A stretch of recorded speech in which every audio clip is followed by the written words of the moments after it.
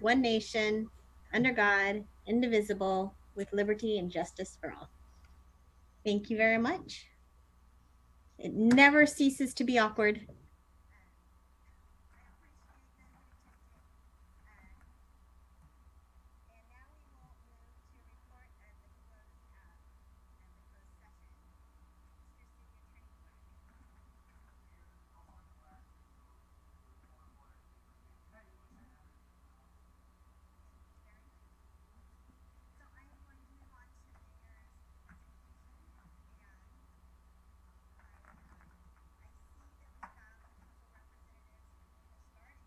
Deputy Sector Commander Joseph Matthews. I saw him here somewhere. You want to give wave? There you are. Straight in the middle. And Adam Owenby, who I did not write down your title. I'm sorry, you captain or Lieutenant Junior Grade Adam Owenby. Yep. Thank you very much. I'm so sorry I didn't write down your. Oh, no worries. I have a proclamation right here to read for you all. It says, this is United States Coast Guard Month, and the City of Eureka's 20th anniversary as a Coast Guard city for August 2020. Whereas the Coast Guard is one of America's armed forces and traces its founding to August 4th, 1790, when Congress authorized construction of 10 vessels to enforce tariff and trade laws, prevent smuggling, and protect the collection of federal revenue. And whereas the Coast Guard is a maritime military multi-mission service unique among the U.S. military branches for having a maritime law enforcement mission with jurisdiction in both domestic and international waters. And whereas 26 cities have taken strides to acknowledge the contributions and services provided by Coast Guard men and women assigned to their cities, the Coast Guard has in turn recognized these cities as official Coast Guard cities as a way to show their appreciation for the city's efforts to extend so many considerations to the Coast Guard families and their dependents. Whereas Humboldt County, along with Mendocino and Del Norte counties, are served by the proud Coast Guard service members of Sector Humboldt Bay and Sector San Francisco, many of whom live in the greater Eureka area, enroll their children in Eureka City schools, and are an integral part of our wonderful community.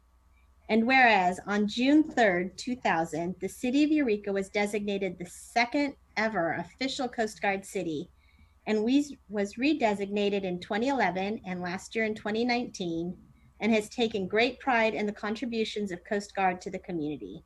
The City of Eureka is proud and grateful to celebrate 20 years as a Coast Guard city.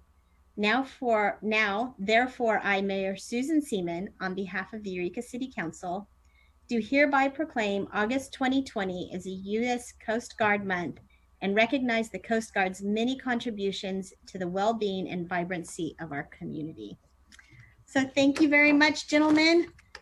This is where we all clap. It's much more impressive in a room where we're all together, but the feelings are still genuine, and we just love Coast Guard days, and happy that you made it here today. In case some of you did not see my mayor's address last week where I talked about this, I want the folks who are watching or listening to recognize that we have Coast Guard flags on Broadway when you go up and down 4th and 5th Streets. The Coast Guard families will be receiving passes to the zoo and some free golf. And the Eureka Rotary Clubs, which is Southwest, Old Town, and Eureka Rotary, all got together. Usually they have a big steak dinner. Everybody loves it. Everybody gets together in a room and they're all crowded together, which is obviously something we can't do this year. But they really wanted to do something for you guys. So they made a video, which people can watch on YouTube, that celebrates our local Humboldt Bay Coast Guard sector. We did the proclamation this week and next week, which will be our second and final meeting of our next council meeting. We will follow up again, and we'll have some pictures from the last 20 years and all of our Coast Guard days, so that we can continue this through the month. So again, thank you also. I would like to make a special announcement and thank you to our own council person, Nally Arroyo, who serves in the Coast Guard Reserves and who has actually been really helpful this year in taking taking a lead, since she has been hanging out with you guys an awful lot and working on this COVID stuff. So I would like to invite either one of you to speak. Would one of you like to say anything? Yes, Ms. Mayor, council members, City of Eureka, on behalf of the 225 Coast Guard men and women that serve in the greater Eureka area, please accept my sincere gratitude for your continued support. Throughout the year, you go out of your way to make local Coast Guard members feel like accepted members and valued members of the community. This is especially evident every August, as you mentioned, with the city's Coast Guard Month celebrations, when organizations from across the city make special efforts to honor our service. Having lived in 9 different cities throughout my career, I can tell you that nowhere else are the ties between a community and our organization stronger than here in Humboldt. I've only been here for a few months and I can already tell that this is going to be a great place to live. The Coast Guard men and women of Humboldt are responsible for conducting search and rescue missions, maritime security, environmental stewardships, and aids to navigation, all along the 250 miles of rugged Northern California coastline. Last year alone, the Coast Guard conducted over 190 search and rescue missions, saving or assisting 304 lives and $109 million in property. These missions can be dangerous and frequently keep members away from their families for long periods of time. The support demonstrated by this community is essential to maintaining our crew's morale and resilience. We're pleased to celebrate Eureka's 20th anniversary as a Coast Guard city and look forward to many more. We're proud to serve such a wonderful community. And again, thank you for all your support. It'll be great when we can all get together in person and meet each other and maybe have another baseball game, but the city of Eureka gets to hold on to their winning game for one more year. I'm very excited about this winning game. You have no idea.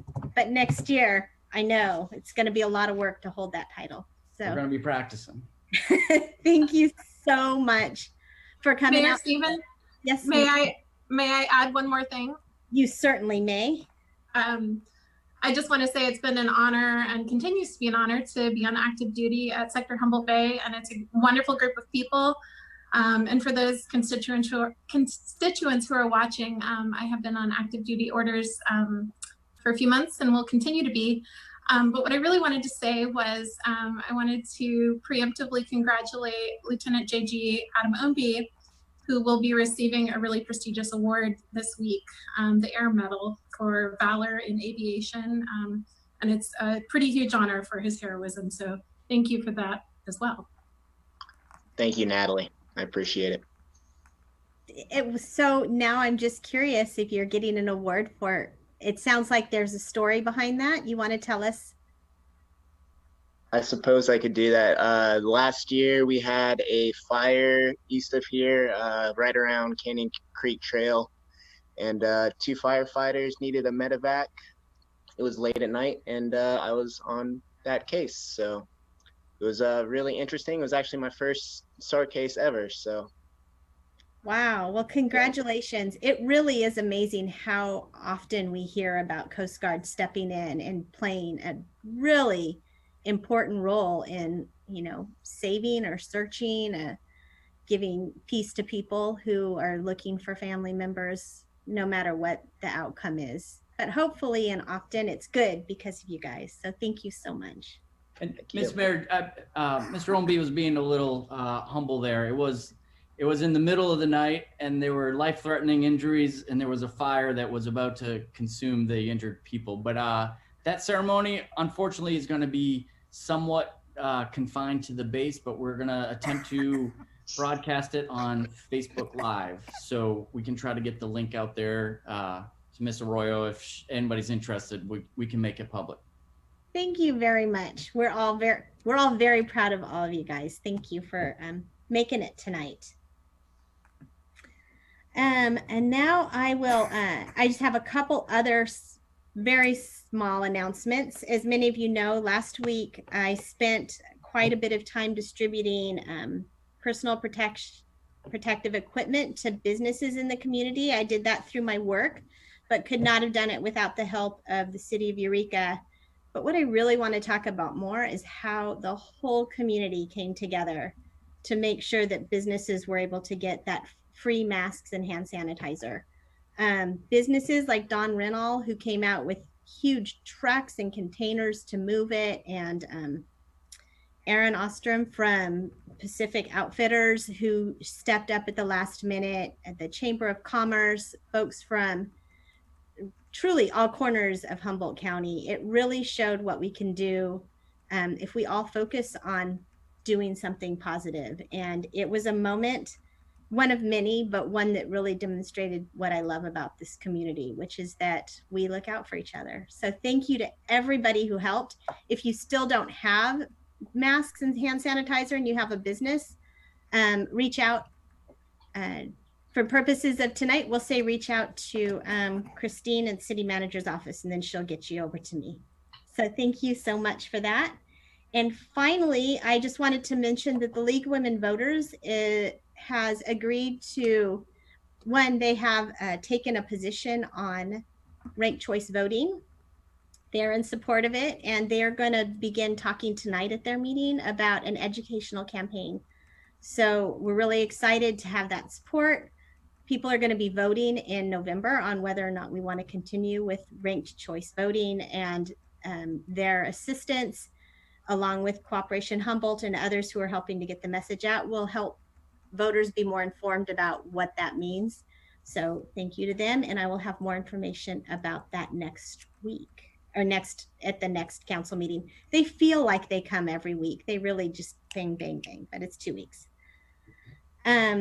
And next we have another presentation, and this is the Police Chief's Advisory Panel.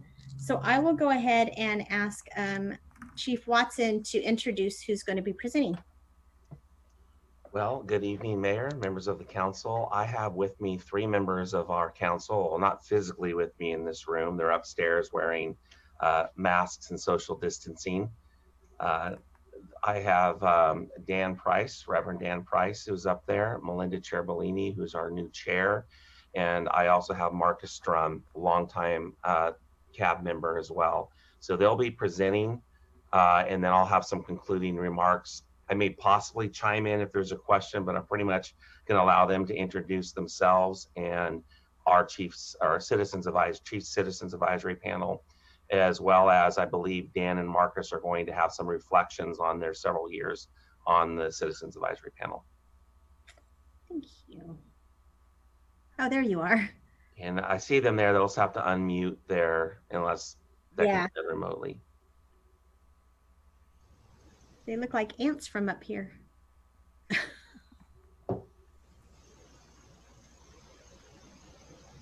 Can you, are you able to, there you go. Hello, Melinda, are you gonna speak first? I am going to speak first. All right. You can see us okay? We're kind of... You're real tiny, but we could hear you fine. Oh, okay. Well, if you want me to move around, let me know. Well, good evening, council and staff and Zoom mates out there, as well as all the public that's joining us tonight.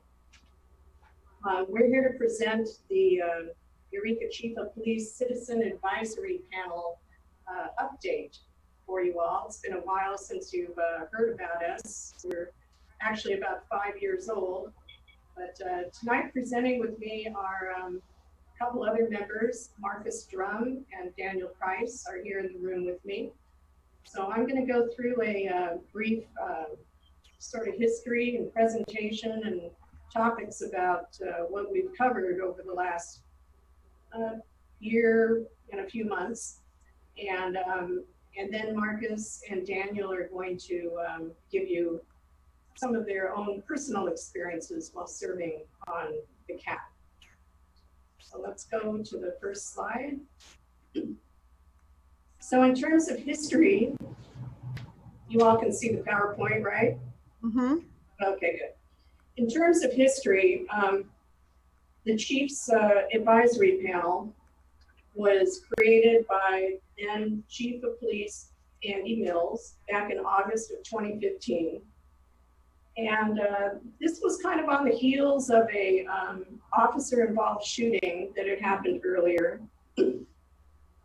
He had actually created, Chief Mills had actually created the first ever community shooting review board of that particular case, and which was a very unique thing to do back then. And it was to show transparency in terms of having citizens review the information associated with that case. This is after it was all investigated and everything. And upon that, he came to the council on February 15th and presented what his thoughts are in establishing a Chiefs Advisory Board, which was the first name of the committee.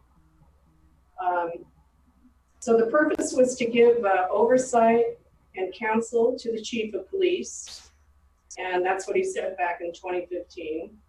And his hope was also for achieving a heightened sense of transparency around police operations.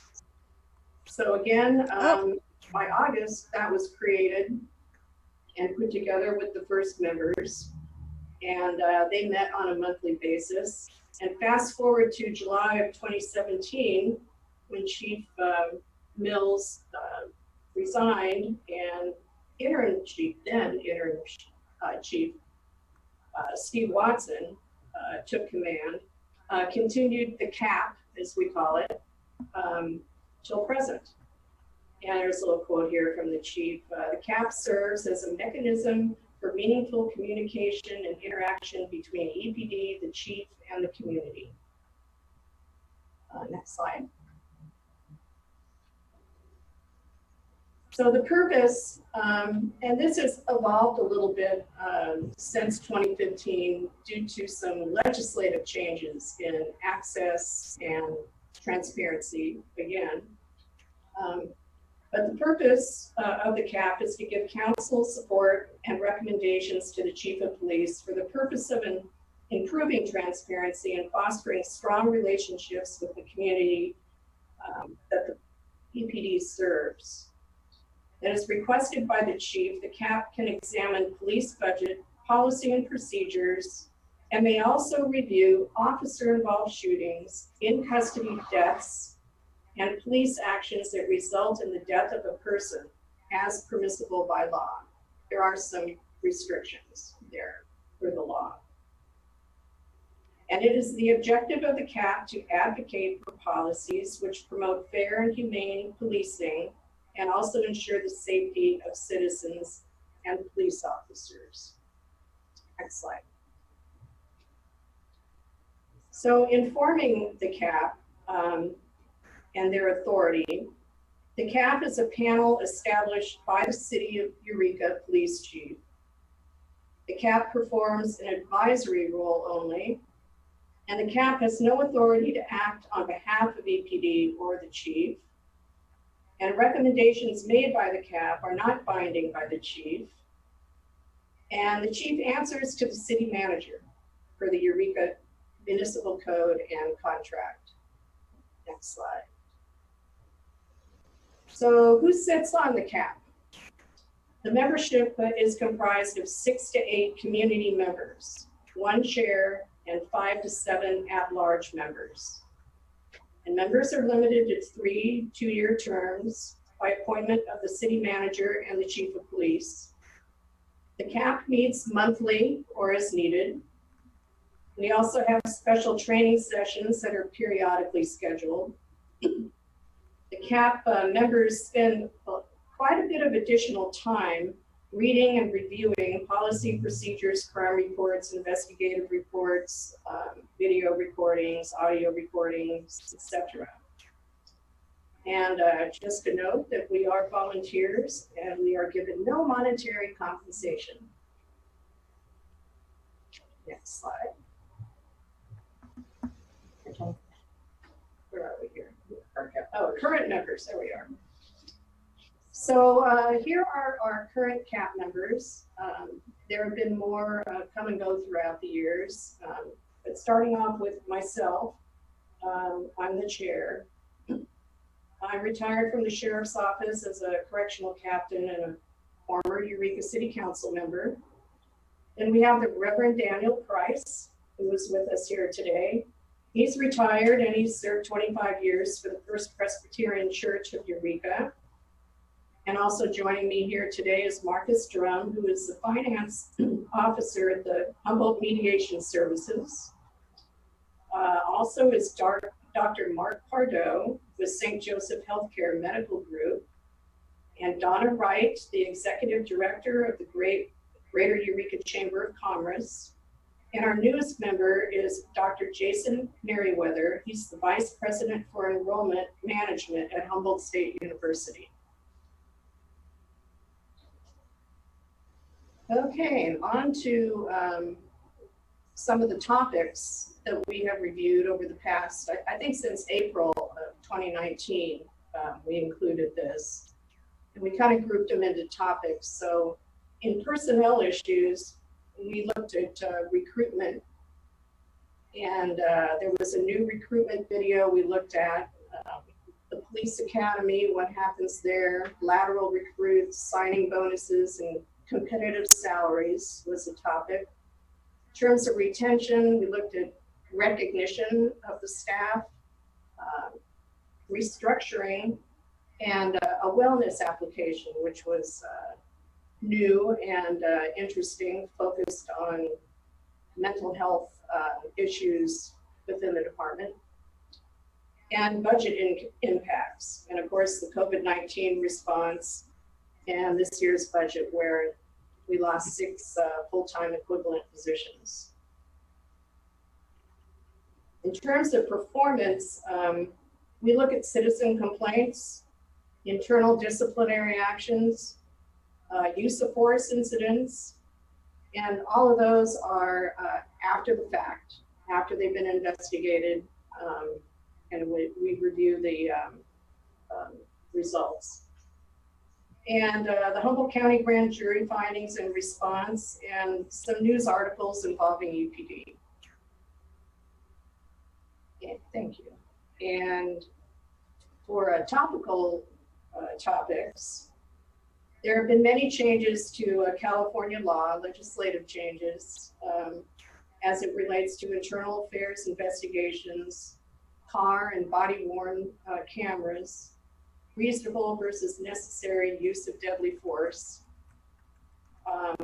We looked at shooting at or from a vehicle in terms of policy and procedure here. De-escalation training that has been ongoing. Homeless issues on a number of fronts.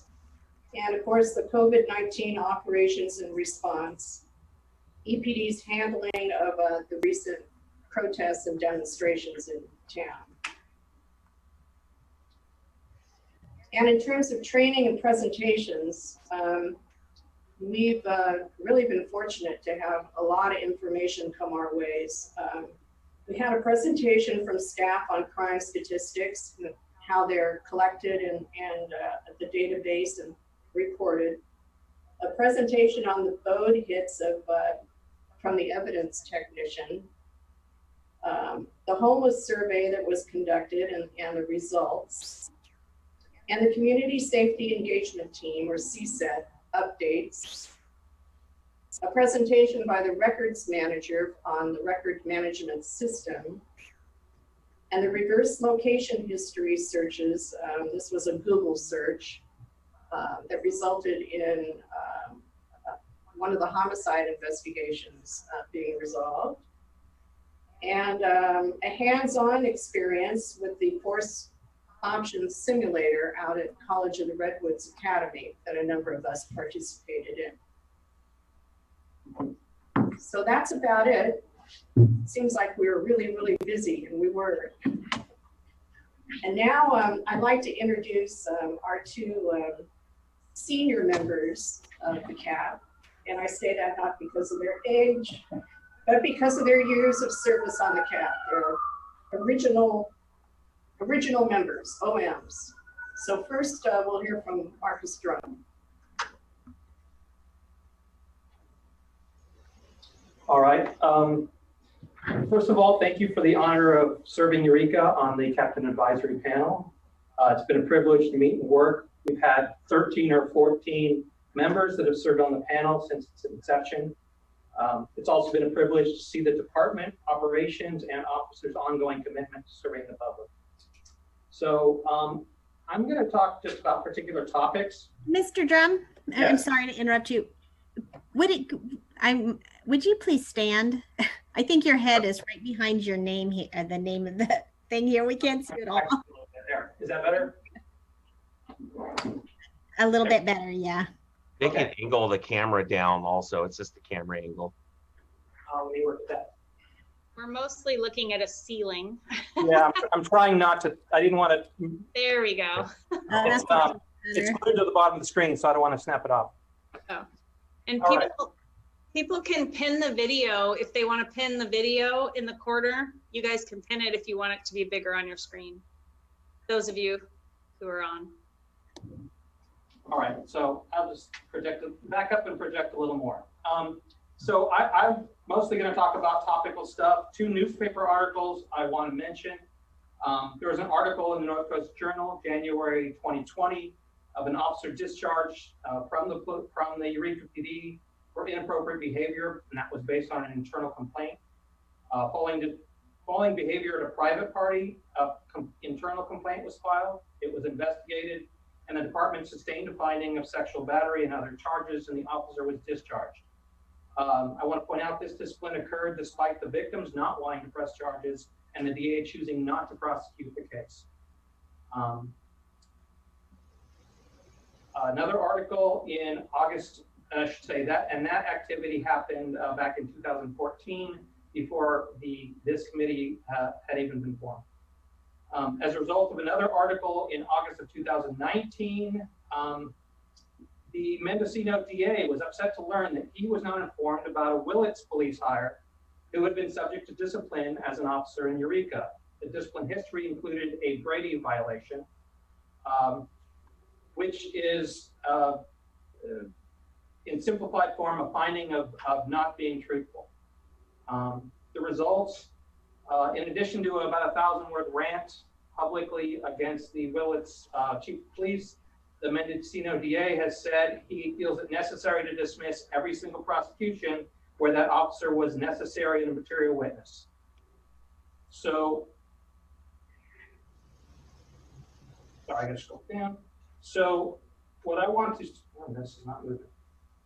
Okay, so now I want to point out I can only talk to you about these investigations because of state law that occurred in January of 2019.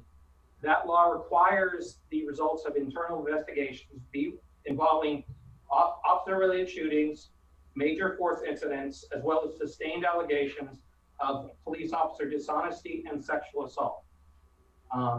If not for that law, I could not share this. The North Coast Journal could not publish, would have never received information and could not publish, and I could not discuss that with you because it would be confidential. But these 2 cases are also different in another way. The first occurred very early in the panel, and it occurred because Andy Mills did not ask the city attorney's permission to share confidential information with police volunteers who had signed confidentiality agreements. By the time the second occurrence happened, the city attorney had determined in writing that our committee's review of that internal investigation created a potential liability. And had California not passed that law in January 2019, we would have never seen that information. I bring all these up, and I want to highlight some points. 1, police will hold their own accountable for unacceptable behavior. That behavior is not limited to what occurs on shift. It was a private party, and it is not necessarily criminal. It certainly did not, in that case, result in charges. I want to point out the EPA holds themselves to a high standard. Regarding the second article, there is no fake news in police work. No department, despite movies, no department or city or jurisdiction can suffer having an officer who has an issue with truthfulness. It destroys every single case. So I would like to say that this is a high standard, but the truth of the matter is the reputation for honesty is a threshold matter when it comes to police performance. Some other items, if you want to ensure that the advisory panel reviews certain materials and occurrences, in this case, because of California law change, you need to make sure that they have the authority and ability to perform that mandate. Currently, for instance, the panel is restricted from reviewing records that do not meet the threshold of that law. So if an internal investigation does not result in an upheld complaint regarding either sexual assault or dishonesty, or can't remember, it was basically finding of violence, whether it's often some threshold level of violence, we will not see that investigation because that's California law. And currently we're restricted from seeing that as well. So finally, it's a mistake to necessarily attribute a lack of transparency to the department. The police deal with private and sensitive matters every day. There are a host of laws and policy considerations that restrict public access to police records. And there will always be occurrences and activities the public won't and shouldn't know about. So some other topics. On the homeless. The CAP panel has been active since before Falcon March was cleared. The plans for emptying that area were reviewed with the panel at that moment, and I remember discussions about having what social services and other support services we wanted to make sure were available at the exit point, as well as actually a pretty involved discussion of whether, because of First Amendment rights, we were going to have newspaper presence within the march, or whether that was going to be unduly complicated. So fast forward to today, we have the CSET team in Uplift Eureka. And during this last year, the EPD along with CSET performed the survey of homeless. That survey included 211 people. What triggered in my mind is that means that at least everyone who participated in the survey, and the survey is pretty much done on a year-by-yearly basis, has face-to-face time in a non-confrontational moment with police. Police are definitely on the front lines of dealing with the homeless and providing them with access. Another one, DNA testing services. At one point, the only DNA testing that was available to the department was through the federal government. That could be months and quite expensive. So there was a real question of whether you would want to get them involved, because unless it, again, one, due to expense and due to the time, it wasn't always pursued, let's put it that way. We're now under a private contract with a much faster turnaround time and expenses such that you may submit a sample even if you're not even sure that DNA will show up. That's the difference in cost and speed. In addition, if anyone is part of that private network, any other departments part of that private network, if there is a hit, the EPD and those other departments will be notified of that person, that suspect's involvement in other crimes. So that's another way that we move forward. I would point out that again, when I started, there was a national issue with the backlog of rape kits with DNA that was untested for exactly these reasons. That unless you had a known suspect, unless you were sure you had enough DNA to provide a sample, they were not, and just because of the backlog, they were not all tested. That actually was taken care of in Eureka in the interim under a grant, but there is no backlog of rape cases in Eureka and pretty much countrywide. Melinda mentioned the Google incident. It was a tragic accident. A homeless person was sleeping next to 101 and was run over and killed with, again, by narrowing the window and looking at security cameras, they were able to get a narrow window and a possible match of type of vehicle. But based on the camera, you don't have a year, you don't have a model, you don't have a license plate. In this situation, a Google warrant was applied for, and they were able to get cell hits on a local tower in a very narrow time band. And that's how, and they cross-referenced that with DMV registrations, and were able to find a likely candidate. Again, that wasn't a manslaughter case even. They had no idea the person was there. It was someone who lost control of the vehicle and went over the side of the road, but that case was able to be closed. And then the last, that's actually all the ones I want to talk about. So as a final comment, when I began my service with this panel, I thought of criminal activity as an encroachment on regular life, and that police activity, while ostensibly protect and serve, should focus on measurables like arrests, drop in crime, tickets. My thinking has evolved. My current thinking actually is that police interactions, whether we're resulting in arrest or not, are actually interventions. In that model, police are providing opportunities for people going in a bad direction to reevaluate and change direction. So thank you again for allowing me to participate in a small way with those opportunities for change. So I'm now going to turn it over to Dan. Okay. If you're seeing what I'm seeing, I'm just a little dot in the back of the room. So maybe I'll just try coming forward a little bit.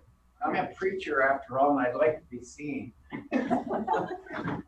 So does this work? Yeah, you're in the middle now. Okay. And Melinda, I'm sorry if you and Marcus. Anyway, so let me just be brief. My presentation is much more anecdotal and personal.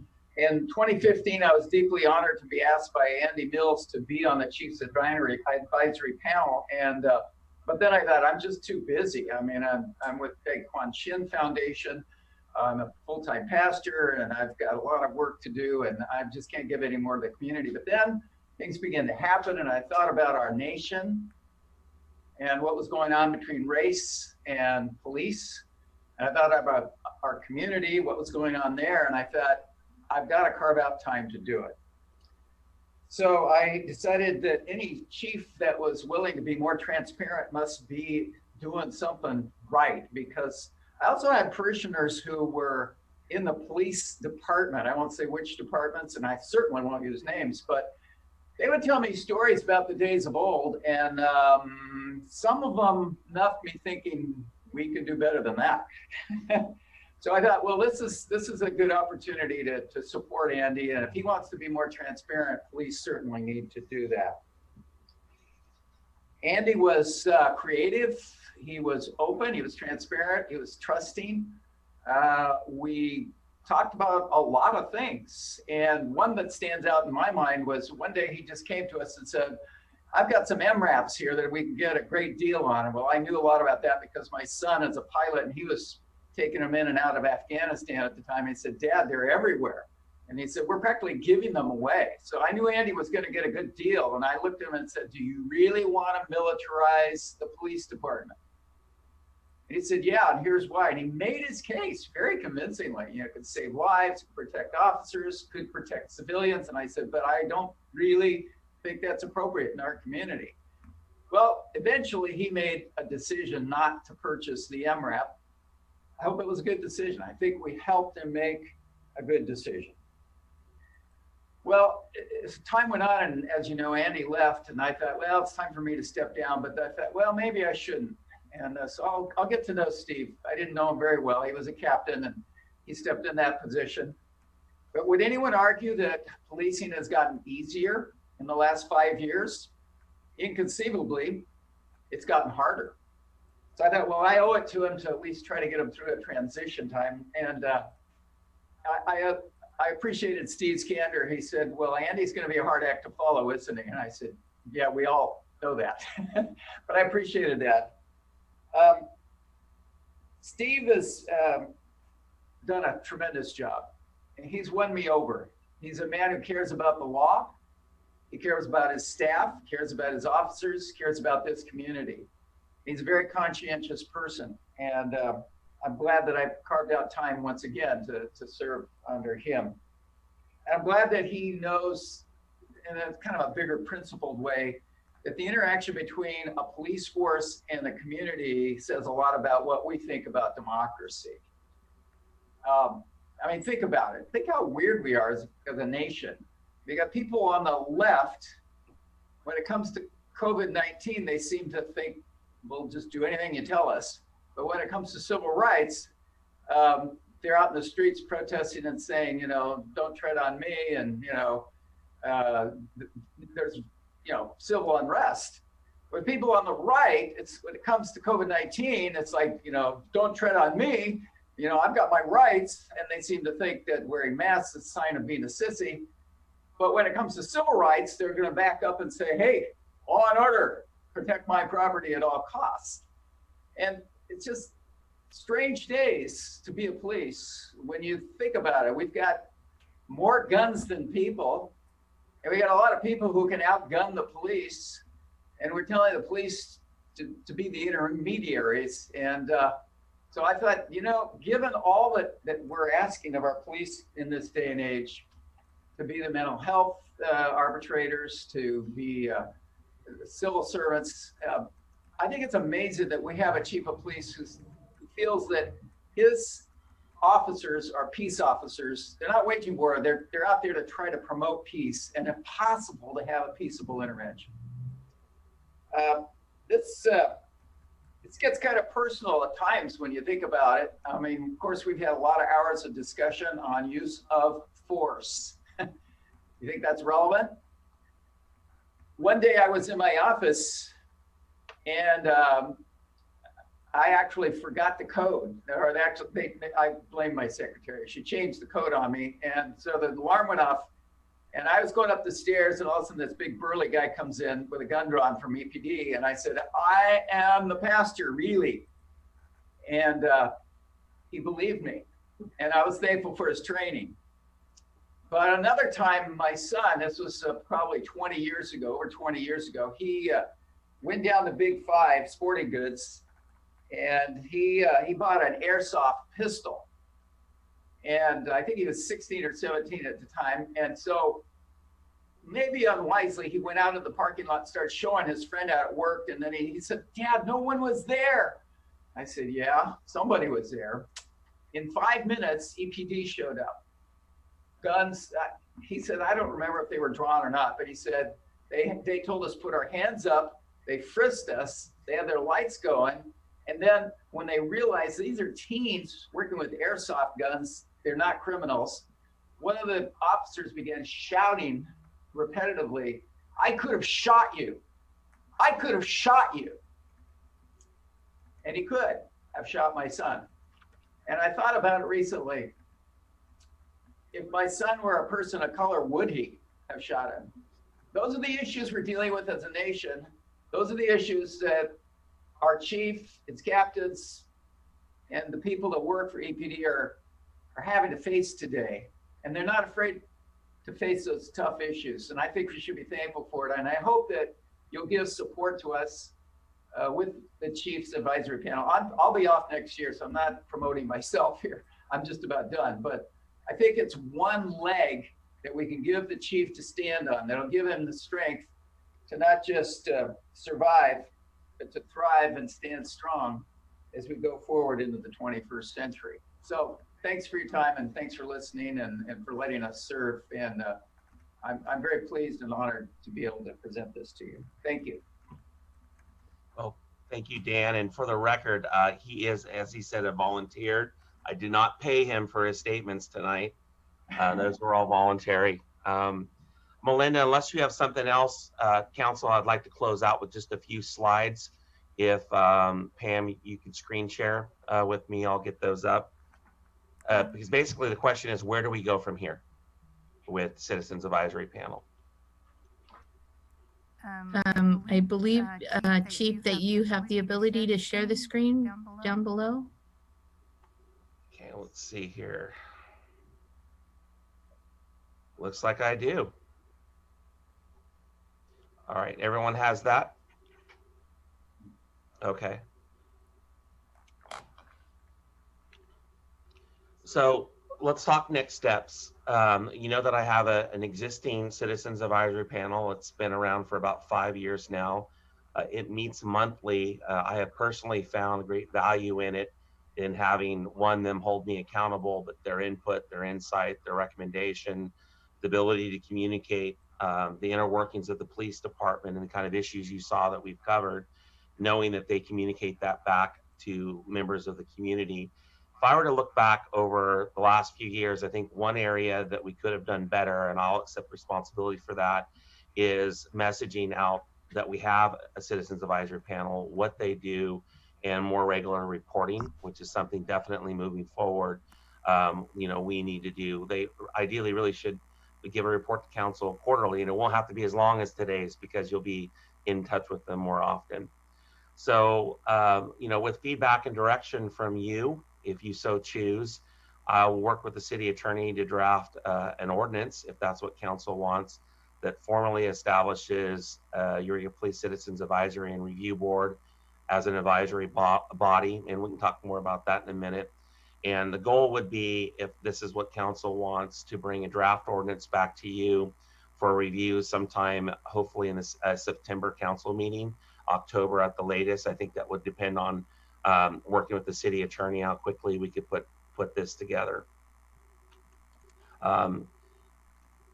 This is just a brief oversight of some of the things that we would look at as we evaluate our current panel, and then moving forward. CAB members, should represent a cross section of the community, and over the years they have.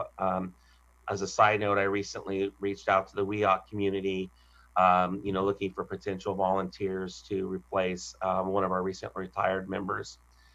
Again, typically these have 5 to 7 members when you're a department our size. 2 to 3 year appointments seem to be most common, and typically you'll have the board elected chair and maybe a vice chair. I won't read all of these, but you have to have qualifications for membership, and it's really important that all members be able to demonstrate that they can be fair and impartial, unbiased and objective, and not have an absence of any kind of real or perceived bias or prejudice or conflicts of interest. And they are required to sign a conflict of interest form, as well as a code of ethics form. I won't again read all of these, but typically you want them to have some kind of substantial tie to the city of Eureka, because they are, speaking to chief and council in the city of Eureka. So typically they're a resident or an owner of a property or business within city limits, or some kind of close tie. And then we don't want that conflict of interest where you have a current employee or they have an immediate family member that's a current police department employee. And we look for people that want to be involved in the community, just like you heard tonight. I think that's important. So one of the issues that we will make sure is covered is the reporting back.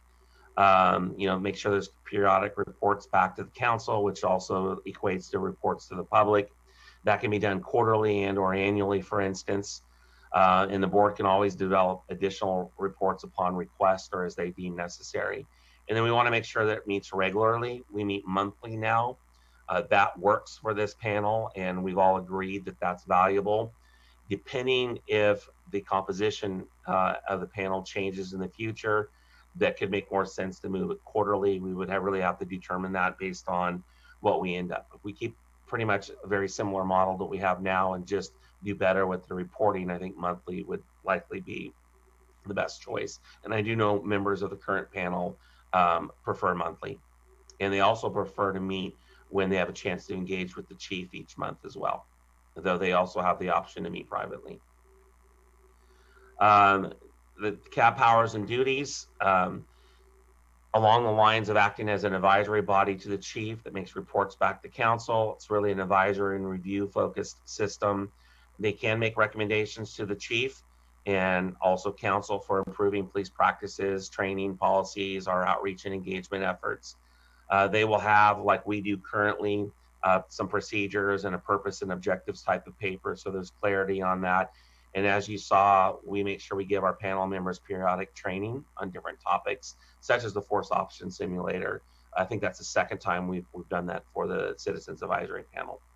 And we have a code of ethics associated with that. I thought you might find this interesting. I got this from a comprehensive report that the city of Santa Barbara put together reviewing the type of models that are out there. This is just a recent report. I've cited it down below in the footnotes, but they say that California has 33 police review entities, 6 of which run out of chartered cities like Santa Barbara. So an interesting point is there are around 509 law enforcement agencies in California, over 500, yet only around, according to the report, 33 have these kind of review entities. I think that's pretty special that little old Eureka has one. The first year, we've had it for about 5 years, and that's something that's worth, worth considering. So the National Association for Civilian Oversight of Law Enforcement, or NACOL, they kind of group these into 4 major models. I just thought I'd briefly share it. It's a topic of interest. Some are investigation focused, some are audit or monitor focused, and that can take several different formats. You have hybrids that combine them, and then the most common one, the one that's close to what we have, is a review focused body where recommendations aren't binding. And some examples of cities that have that include Santa Cruz and Eureka, Riverside, Las Vegas, Novato, Eugene, Oregon, and some others. And these are the kind of goals you typically see with these. We touched upon some of these today. I won't read them all, but you'll see words like accountability and transparency, community trust, relationship building, meaningful communication, education, demystifying police operations, ensuring due process for all involved. And then obviously they do serve as a form of accountability that can help deter police misconduct and eliminating bias and implicit bias. Usually you see the more oversight focused type of bodies like this really come in when you have an agency with long-standing pervasive problems that aren't being solved. Here's just an interesting quote for what it's worth. I read an article recently where Sam Walker, who's kind of an expert on the topic, in an article to an executive director of the Police Executive Research Forum, it's a national think tank, he said a lot of people want a review board to have power to impose things like discipline. He firmly believes it's the worst thing you can do because it takes the power to run the department away from a chief.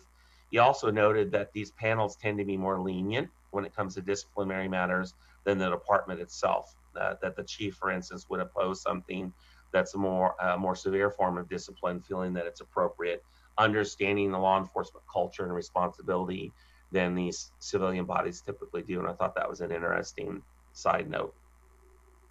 So really, in his vision, it comes back to accountability on the chief, the spotlight on the chief. That's his responsibility to do the right thing and hold his people accountable in a way that's fair and impartial and preserves the community's trust. Last 2 slides and we're done, unless you have questions. The Cal Chiefs recently surveyed its membership. They represent around over 300 municipal police departments in the state of California. Not every one, but all the mid-sized and small ones pretty much. And so one of the questions they asked was, does your jurisdiction have an independent review or civilian oversight? One of the 4 models we talked about. So 50 of the agencies answered. These are usually ones that have a body or are interested in it.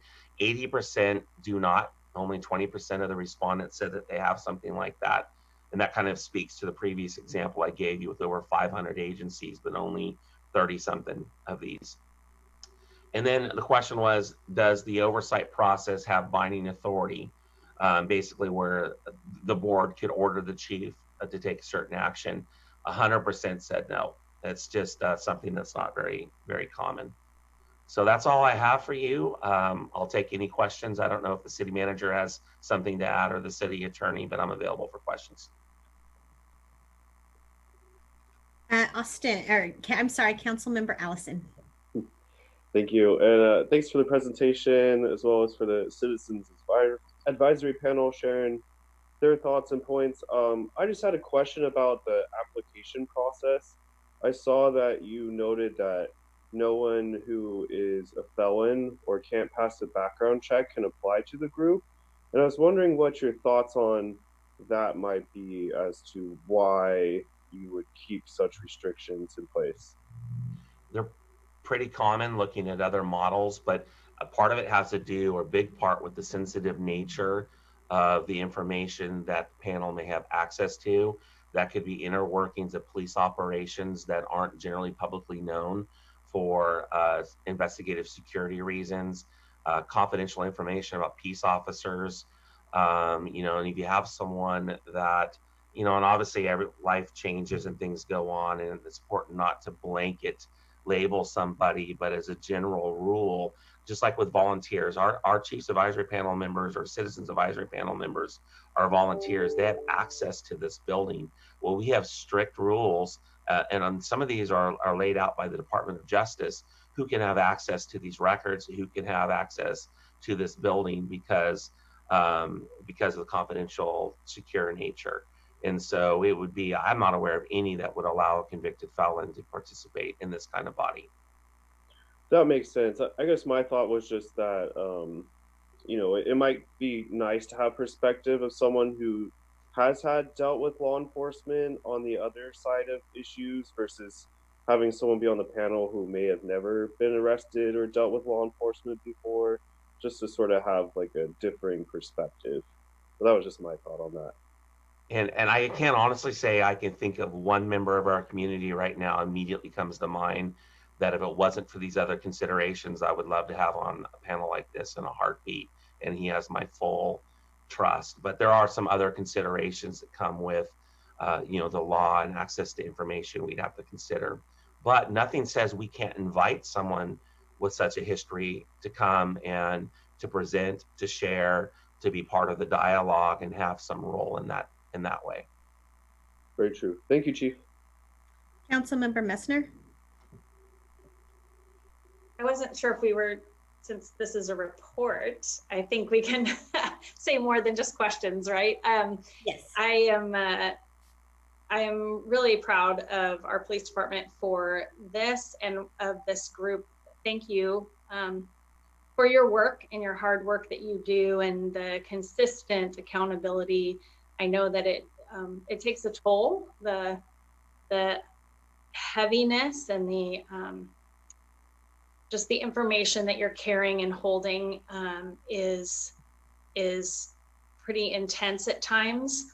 And I'm very thankful that you guys are doing this. And because of that 2019 law that passed, like that was really important for, I think, the community at large to understand at a greater level some of these things. And so, so I'm really grateful that you guys have done this due diligence for a number of years, actually, before that took place. And I'm excited to put into place an ordinance so that we can move forward in a greater way, and appreciate both Chief Mills and Chief Watson for their consistent dedication to having this panel and the importance of having this. So thank you.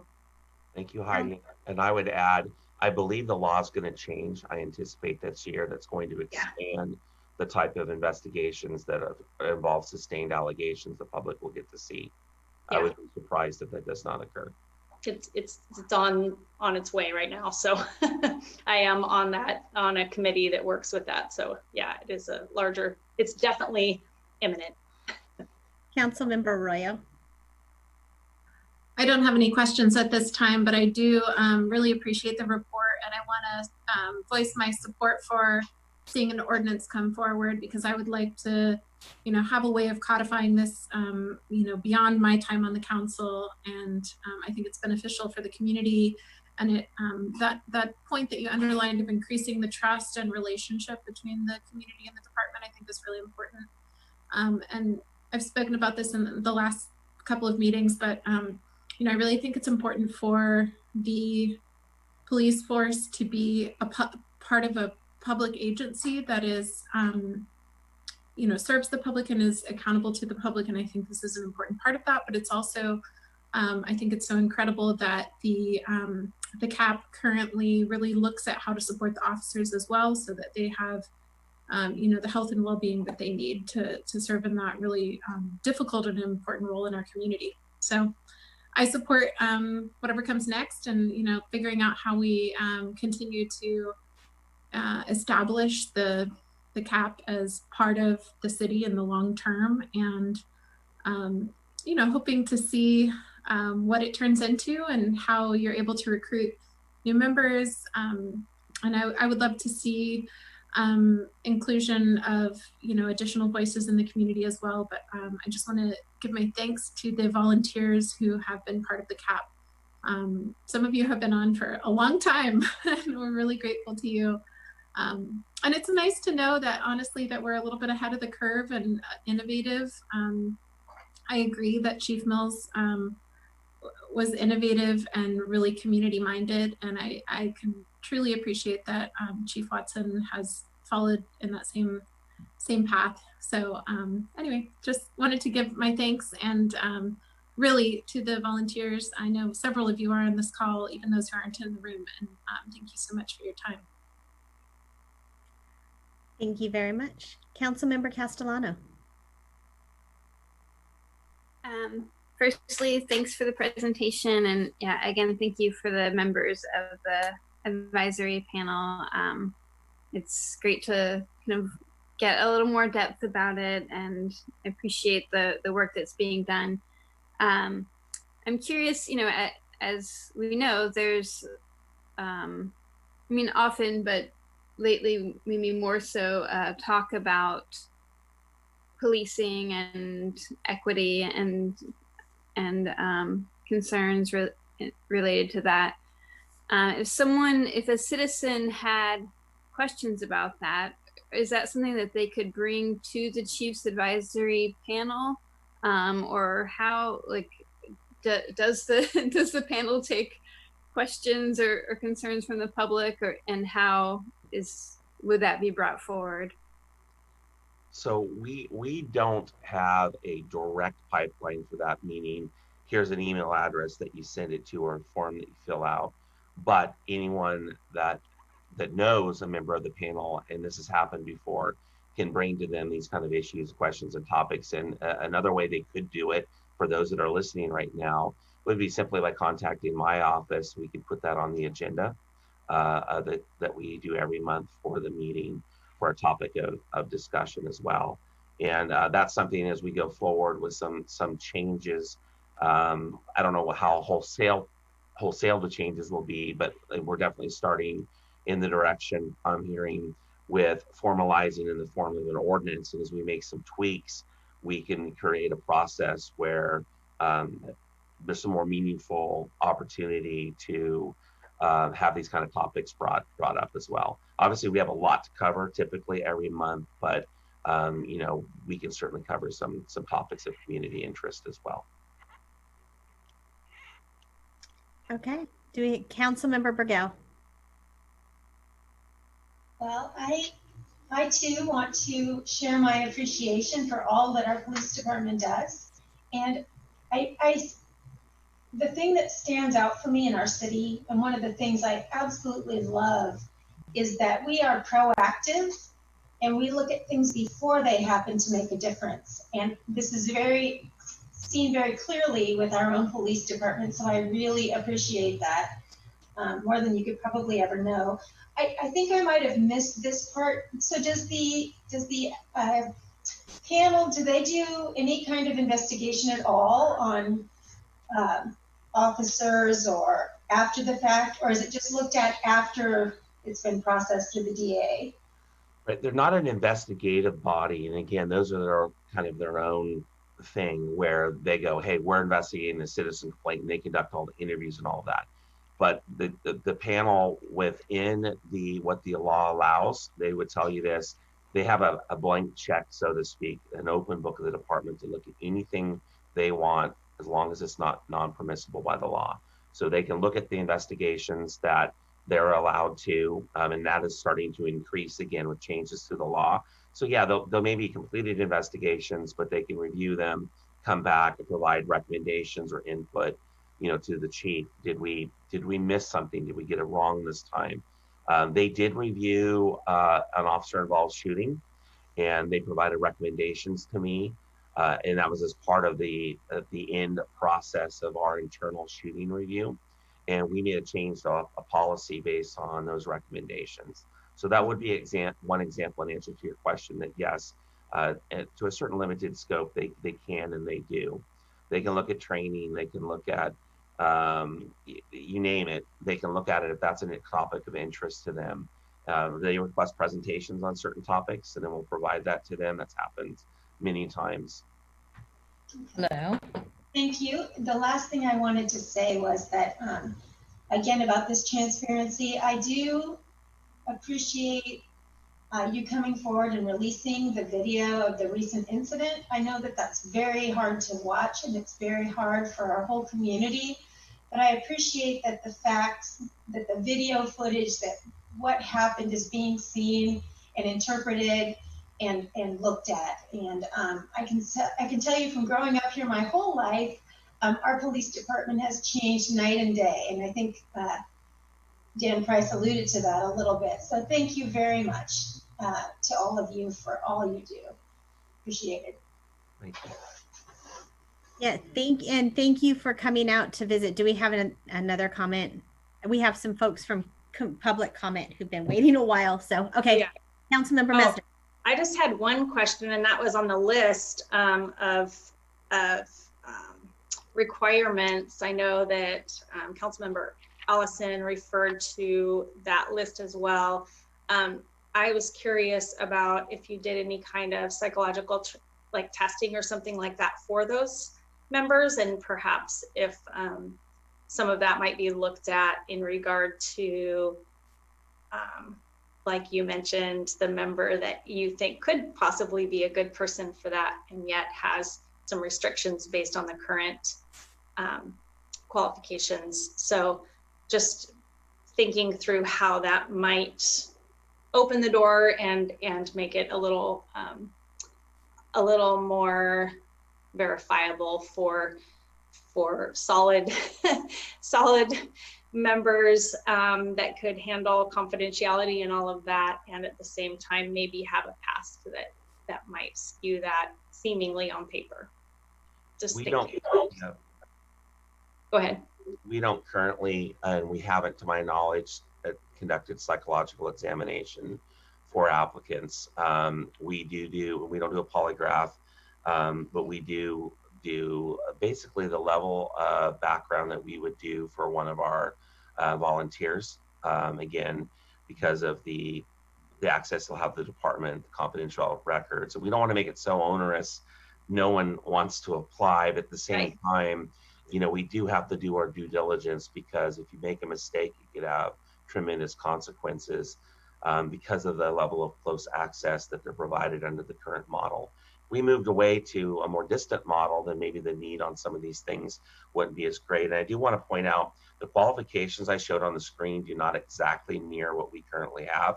Many of them are on there, but I took this off of examples reviewing a half dozen models elsewhere as I was preparing for this process, and took some things here and there that could appear, very likely appear on the qualification list, but isn't necessarily our current list.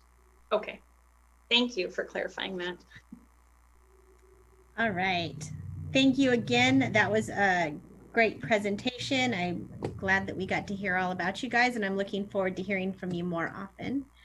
And now I'm going to move on to public comment. I know we have a few people who have come in, and I hope you found everything very interesting. Thank you for being patient. And I will ask if anybody has anything to speak about. Now is the time. So Pam, is somebody going to help direct because we have like 3 people, I think, who are in-house to do it. Maybe Miles can sort of point to people as they're ready to speak.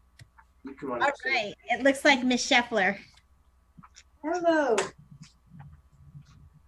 Just want to say a big thank you to Chief Watson, and I want him to know that Jean, you were better back where you were before, actually. Okay, let's go back where I was. I just want to say thank you to Chief Watson, and I also want to say that your captains are superheroes. And be sure to tell them the public is noticing that. Okay, well, good evening, City Council members and Mayor Seaman. And Mayor, please tell Maddie I said hello, your most excellent daughter. I'm Jean Scheffler. I live in Eureka. I'm here to talk to you tonight about the fireworks and the loud explosions and booms that are disturbing the peace in Eureka and in the communities right outside Eureka. I sent an email with an attached document to all of you via the very nice city clerk, Pam. I hope you had a chance to read it. This past month, many citizens on nextdoor.com have posted about the constant fireworks and other explosives still being shot off and how disruptive and dangerous they are. They have terrified our animals, ruined our sleep, scared the elderly and veterans, wasted the time of law enforcement, caused fire danger, and cost us all money in one way or another. A group of us who met through Nextdoor got together to brainstorm ideas about improving this situation. One of our members posted her concern about the fireworks and had 97 responses on Nextdoor from others who are fed up with the giant explosions on the 4th and many other nights. They are especially fed up with their animals being scared for weeks and weeks. We are all fed up with the illegal fireworks and random explosions happening more and more frequently. There was one last night at 10 p.m., the night before at 10 p.m., and one Friday at 11 p.m. For me, personally, I live straight up from Henderson Center, and about once a week there's a loud boom, but almost every night there's muffled fireworks. I have 2 terriers who are now afraid to go out at night. Usually we leave town for July 4th because of the fireworks, but we couldn't this year. Both July 3rd and 4th, it sounded like industrial or commercial strength fireworks were going off around us. We had to tranquilize our dogs twice. They still shook and panted heavily. No one got any sleep, and to this day, the fireworks are still scaring them. I wonder about the animals at the zoo. Many cities have banned fireworks, but we are asking for limitations on July 4th. Could there be designated areas for fireworks and remove them from neighborhoods? We'd like to see the explosions, bombs, and booms randomly shot off throughout the rest of the year to be banned completely. Can we deter illegal fireworks from coming into the county? We'd be interested to see through a petition or vote how other citizens would feel about taking action against illegal fireworks, disturbing neighbors, and perhaps through fines, stopping the people who are doing this. We realize there needs to be collaboration among citizens and police because it's sure hard to pinpoint sometimes who's setting off these fireworks or bombs. We'd like to meet with the police and sheriff and hear what could be done. We're willing to help any way we can. Thank you. Thank you, Councilmember, that you timed it perfectly. All right. I practiced with my husband. Do we have any other public comments? Are you gonna go next? Go right ahead. Yeah, there's another one. Do you want this chair here? Yeah, it's good. Yeah, that's a perfect seat where Jean is sitting right now. Thank you. My name is Pamela, and I'm a resident of Eureka. I'm going to take this off because people can't understand me when they're a foot away from me. So I just want to start by reading a few references to the illegalities of these explosions and illegal fireworks. The state of California CAL FIRE describes illegal fireworks as those that explode, go into the air, or move on the ground in an uncontrollable manner. And then the California Health and Safety Code says it's illegal to discharge fireworks with the intent of creating chaos, fear, or panic in other people. So, because we found incidences of people doing things like driving through neighborhoods and throwing firecrackers out at people who live in the neighborhoods, I'm saying that in many instances, this behavior meets the description of domestic terrorism.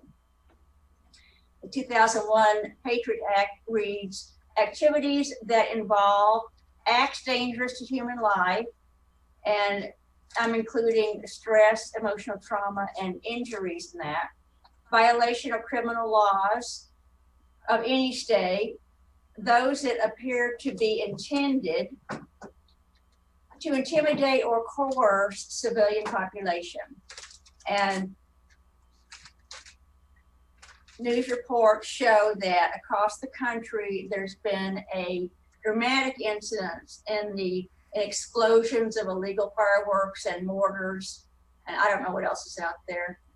We have a dysfunctional and dangerous environment now established in our country, which fosters and encourages intimidation, lawlessness, narcissism, impulsivity, and no regard for the damage and suffering that result. So I'm personally have been very affected because I have PTSD and I have animals and I have neighbors. My neighbors are telling me that their baby wakes up and screaming when there's someone in our neighborhood who sets off these M80s or whatever they are. And so we're very serious about wanting big changes here. And I've heard very good things about the new city council, and I'm very hopeful that we can work together with a goal of getting an ordinance changed or created in Eureka to ban all fireworks other than those sanctioned by municipalities. And of course, what Jean said was slightly different, but this is my perception of what we need. Did anyone want to say anything? Yes. No, is that the time? Is the time up? Yes. So I don't know. I mean, here's the weird thing about public comment is we just take it in and it's not agendized, so we don't talk about it. Well, we have another person. However, we can follow up. We have one more person. Yes, hello. Hello. There you are. First of all, I would like to thank personally the police, firemen, and Coast Guard for everything that they do to protect us as citizens on a daily basis. I can't tell you how much I appreciate all your hard work. And I live on Pine Hill, so I'm not a resident of the city, but Pine Hill is a horseshoe-shaped parcel of land, county land, that is encircled by the city limits. And for 28 years, we live in dread of the 4th of July and New Year's Eve because we're forced to celebrate in someone else's way for weeks before the 4th and weeks afterwards with, as you've heard, the loud booms and the aerial fireworks. This year, I went to the Herrick Avenue Fire Department approximately 4 days before the 4th of July to ask them what they do on the 4th of July. I see them go through our neighborhood on days, but I never see them on the 4th of July. And I was told by the gentleman that I talked to, was a fireman, that they don't go out on the 4th of July because they're afraid for their safety due to people drinking in large groups. And I thought, wow, I thought that's what their job was. When I talked to someone today to get that fellow's name, he said, no, that's not what they do. I wasn't told the right information, but that didn't surprise me. On July 24th, there's a problem house in my neighborhood that was called on, and I have video of the fireworks if anyone cares to see it. It's just one of the properties that has been terrorizing the Pine Hill area for years. The officer that went out to was called by multiple people, according to the dispatcher. I asked for a callback this time because I've called hundreds of times about these things over the years. And when he did call me back at midnight, he said, well, they told him that they were doing the fireworks because there was a death in the family. And I thought, really? I wonder what their excuse was on the 4th and New Year's Eve and all the other times that they blow them off. I guess we can do anything illegal because there's a death in our family. It's just amazing to me that they would take that excuse. There wasn't a citation given. So that was disappointing to hear that. Behind the residents in question, and there are other ones that we called on, it's a lot of grassland around there, and these huge aerial fireworks that go off. If there's a breeze, sparks can go into the grasslands. I have photographs of those, and or any of our homes is what I'm really afraid of, that there could be a huge fire, and it just scares me very much.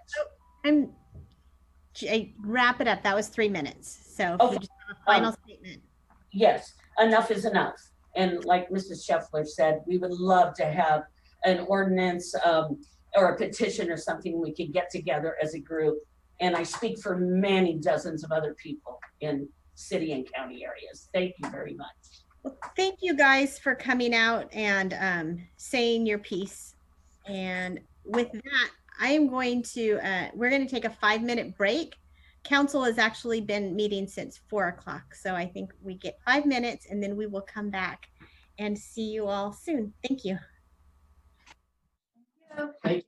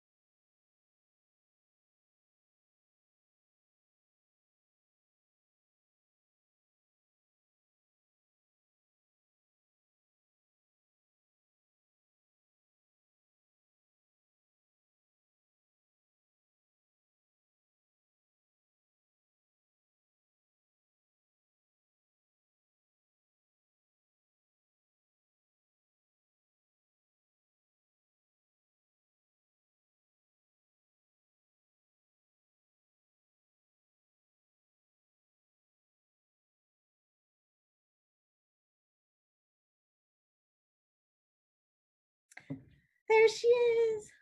Yay. I was trying to sneak some dinner, Mayor. I know, I was thinking maybe this meeting wouldn't run too late so I could eat. I've had a bag of trail mix today. No dinner for you. No dinner for me. But I'm not complaining. Now we are going to move on to our next item of business, which is item D1, Eddie Alexander marketing presentation. And I believe Jennifer Eddy is here. There she is. Hey guys. Okay, let me see if I can share my screen here. Wait, are we skipping the consent calendar? Sorry. Oh, thank you. I just skipped it and I did not mean to. Thank you very much, Leslie. We're going to go back and do the consent calendar. Mayor, we also have 2 public hearings.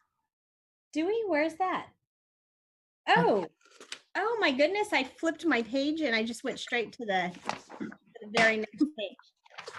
Sorry, Jennifer, you got a while to wait.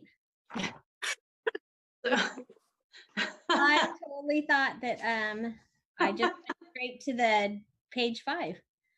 We are going to go to item A1, which is the surplus property sale of the portion of 1206 West 14th Street.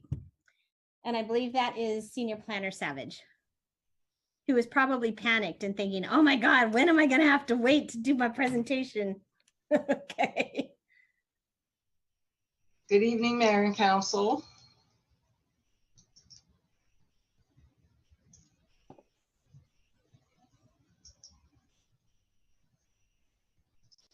Make sure I have the right screen up.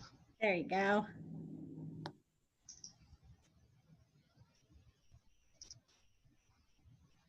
Are you seeing the right screen or are you seeing the one with the split screen?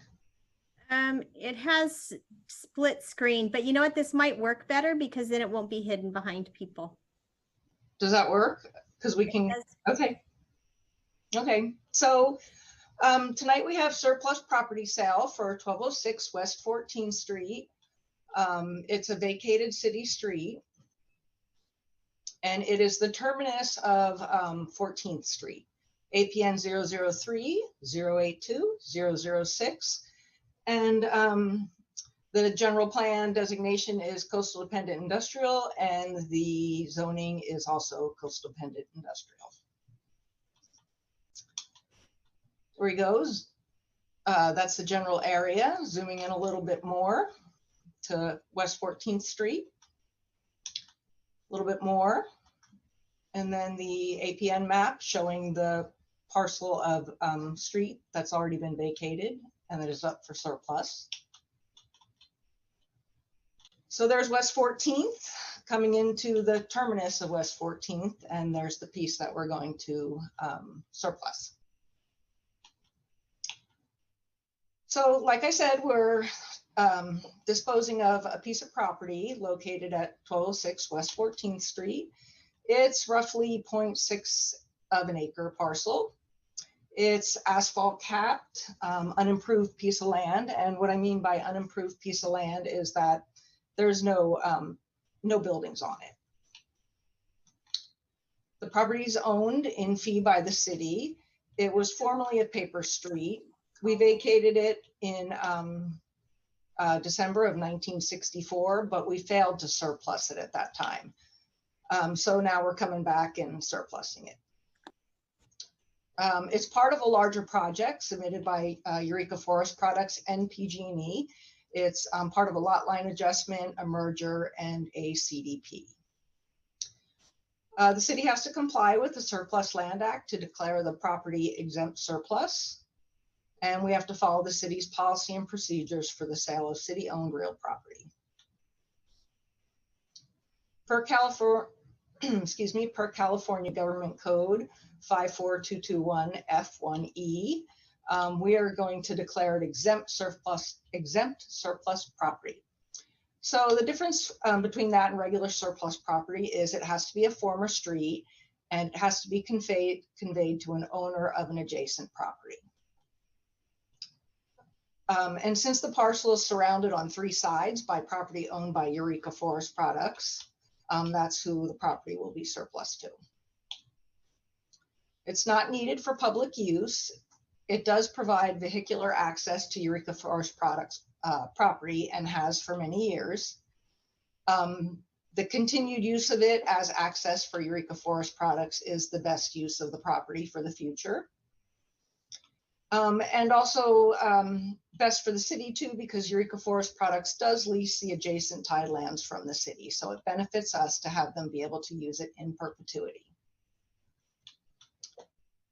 City of Eureka policies and procedures for the sale of city-owned real property is one of the development standards guiding this.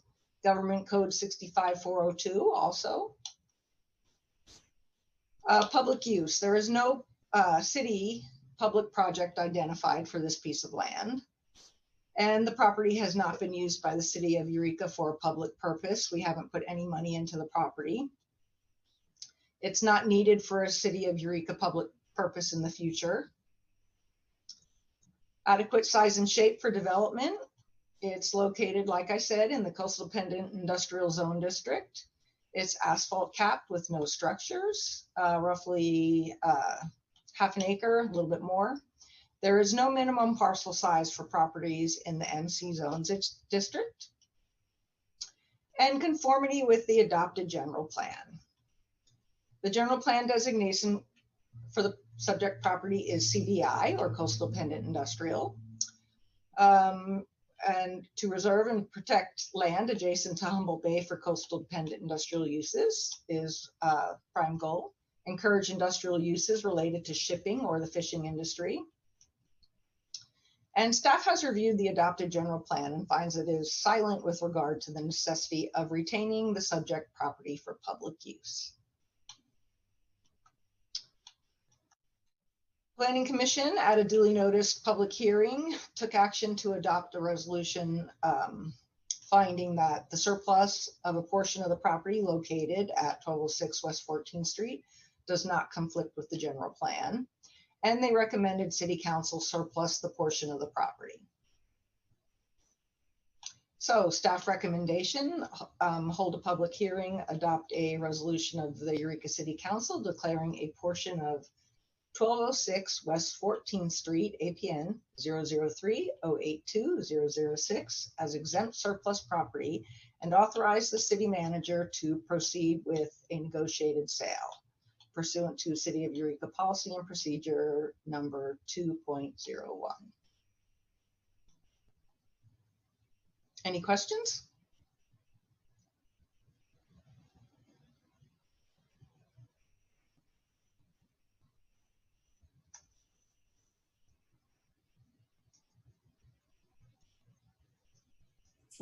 You're muted, Madam Mayor. Okay, was that what you were going to say, Councilmember Castellano, or do you have a question? Oh, I had just a short question, or maybe a couple of very short questions. Eureka Forest Products leases the adjacent tidelands. Is that for their docks? For their dock? Yes, and that's correct. I was just curious if part of this process is that they're planning to make improvements on the property, or did they just feel like it was kind of, this had been sitting around needing to be done and they decided to do it now? That's part of it, yes. And also just to get it off the city's books, because like I said, we did surplus it years ago. We vacated it years ago, but never surplused it. So it's kind of cleaning things up for the city. Thank you. Do you have any other questions? All right, seeing none, I will open up the public hearing and ask Assistant City Manager Powell if we have any comments. Mayor, no one has requested to comment on this item. Thank you very much. Then I will bring it back to council and ask for a motion or discussion. Councilmember Messner. I'll make the motion. I move the City Council adopt a resolution of the City Council of the City of Eureka declaring a portion of 1206 West 14th Street, APN 003, 082, 006 as surplus property and authorize the city manager to proceed with a negotiated sale pursuant to City of Eureka policy and procedure number 2.01. Do I have a second? I'll second. All right, we heard you, Councilmember Burgell. And do we have any discussion on this item? Seeing none, I'll ask for a roll call vote. Councilmember Castellano, Aye. Councilmember Mesner, Aye. Councilmember Arroyo, Aye. Councilmember Allison, Yes. Councilmember Burgell. Aye. Unanimous yes vote, motion carries. Thank you. So we will now move on to item A2, which is the June 2020 zoning code update. And for that, we have Principal Planner Getz on hand to speak about it, I believe. But I don't see her. I'm here. Oh, there she is. Sorry. Oh, it's always like a game of Where's Waldo. It's like, which one's going to speak now? Exactly. So can everyone see the presentation on the screen? Yes. All right. Yeah. So good evening, Mayor and Council. Before you this evening is the June 2020 zoning code update. And the project before you this evening amends the zoning code for the inland portion of the city. And that's shown here on the map inside the blue line. Staff is recommending that you hold a public hearing and waive reading, read by title only, and introduce bill number 983 CS. And in May 2019, Council repealed and replaced Eureka Municipal Code Chapter 155, which is the city's inland zoning code. The new code became effective on June 20th, 2019, and staff did anticipate at that time that there would be occasional cleanup amendments that would be needed to correct errors, which were discovered as staff started to use the code day to day, and also to clarify and revise the newly adopted language. The proposed 2020 zoning code update is the first cleanup amendment for the newly updated zoning code. And as shown in the summary of changes in attachment 3 of your agenda summary, there are more than 130 amendments proposed, and they include modifications for things like consistency, references, spelling and grammar, and correction of figures, all of which will allow the city to continue to support and encourage development. The Planning Commission did hold a public hearing in both June and July, and they provided a number of recommendations which are included in attachment 4 of your agenda summary. Attachment 4 contains staff's originally proposed amendment. Then it contains the Planning Commission's recommendation and staff's recommendation on the Planning Commission's recommendation. And then following that page, there is a draft showing the Planning Commission's recommendation incorporated into the amendment. Should Council choose to include any of the Planning Commission recommendations shown in attachment 4, the Council can just include the language that's highlighted in blue in the motion. And here is a suggested motion for your use. And I also have one that does include additional language. So if your discussion goes that way, I'll leave that motion up on the screen for you. I'm happy to answer any questions that I can.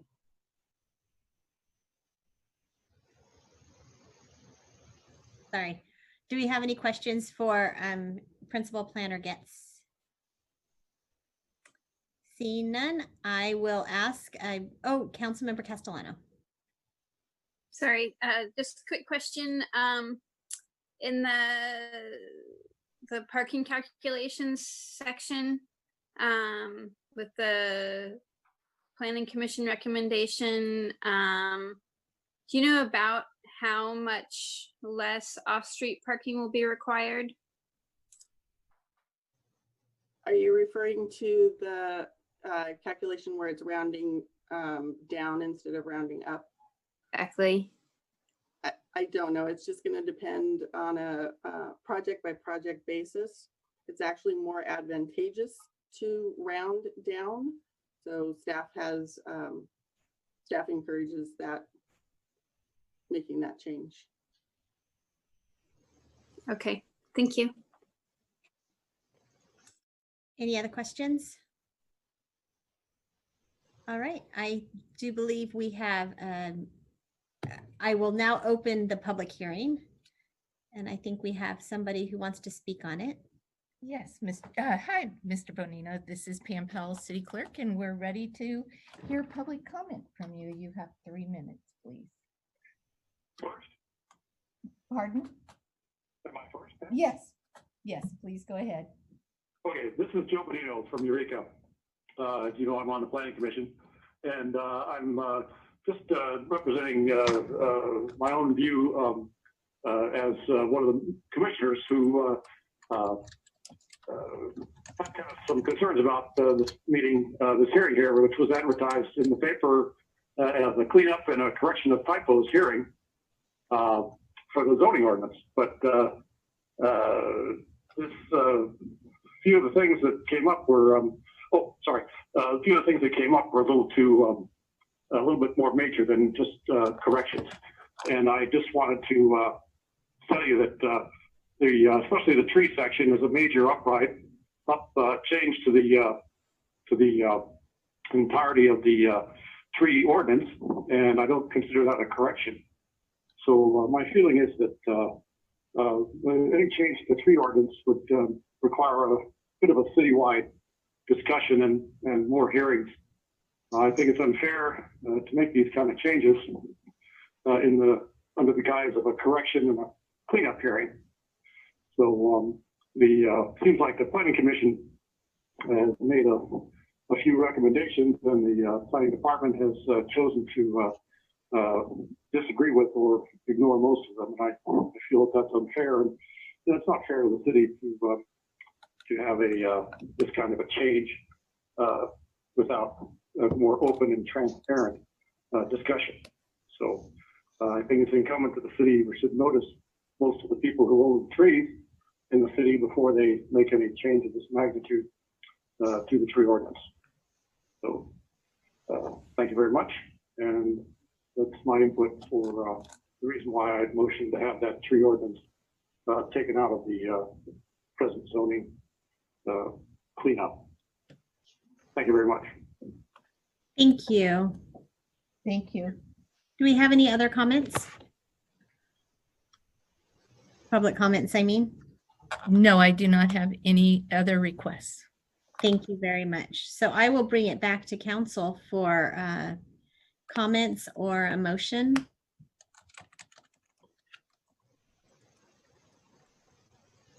Does anybody have anything to say? Councilmember Arroyo. Could staff clarify the matters that were mentioned by the commenter, by Mr. Bonino? Sure. So in attachment number 4 in your agenda summary on page 17, there's the recommendation that the Planning Commission made and staff's response to it. Also attached beginning on page 19 is a copy of an addendum that was provided to the Planning Commission at their July meeting in regard to the proposed changes to the tree permit ordinance. The ordinance as it exists, as it's currently written, requires, as an example, that somebody obtain a tree permit if they want to take down a hazardous tree that meets the requirements of what's defined in the code right now as a commercial tree. Part of what the proposed amendment does is make allowances for the removal of hazardous trees and not require a tree permit for those. None of the types of trees that we're looking at has been changed. We just added their genus name to the list. And the current ordinance protects, or the current ordinance regulates what's referred to in the code as commercial trees. And in thinking about the reasons why the city might want to regulate the removal of trees, staff felt that it was more appropriate that we had measures to protect trees that provide character to the city, make this the nice green place that we have to live, and trees that are heritage and are historic for us. So in a nutshell, those are the changes that we're proposing to make to the tree permit, and I'm happy to answer any specific questions. Thank you. Councilmember Castellano. Just a quick follow-up question. I was curious how difficult it is, or what's the process for a tree permit if someone did need to get a tree permit?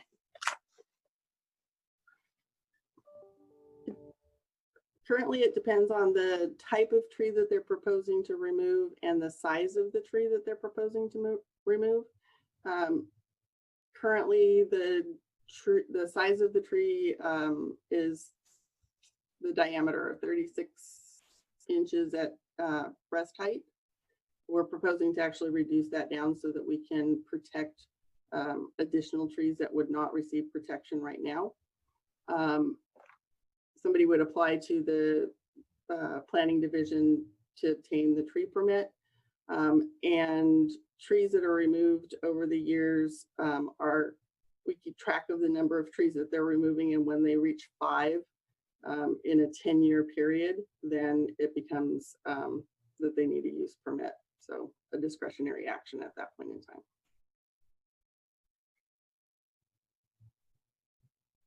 Thank you. Do we have any other? Councilmember Messner. Yeah, I have a follow-up one as well. I heard you say hazardous trees. So I guess I'm a little confused on if there was hazardous trees, why we wouldn't want them removed. I guess maybe I got lost somewhere in there. I'm a little confused on the word hazardous trees, or that term that you used in regard to requiring permits. So currently, if you have a hazardous tree on your property, and a hazardous tree could be one that is perhaps uplifting the sidewalk, or it is uplifting your foundation of your home, then. Or wrapping around pipes, for instance. Exactly, or interfering with your water line or your sewer line, then you actually are required to obtain a tree permit under the current code. And we're proposing to allow those types of trees to be removed without needing a tree permit. You do have to provide documentation from timber harvest operator or other professional that it actually is a hazardous tree. But then we can allow that you can remove those trees without a permit. Okay. For some reason, I think I understood the opposite of that, so I was a little confused. Thank you for clarifying. Sure. Anything else? Any comments? Motion?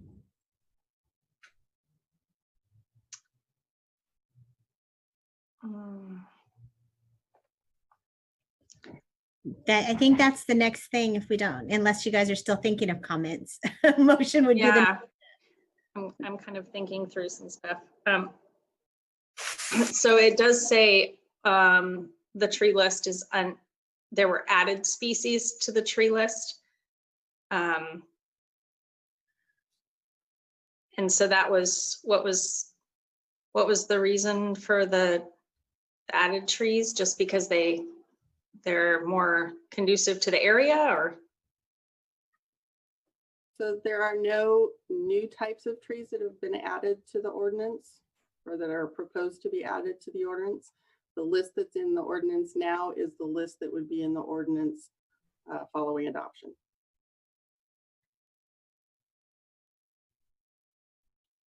So I have a question. This is supposed to be stuff that is, grammatical or just of consistency, and not things that are of substance. How does this not qualify as something that is kind of a decision that's outside of that just clerical? So this amendment includes modifications or proposed modifications for things that are providing difficulties for developers, for property owners to get through a process that's currently in the zoning code. So not being able to remove a hazardous tree without a tree permit, that's a bar to easy development and to being to maintaining the safety of your residents. That's part of the reason that these types of changes were proposed.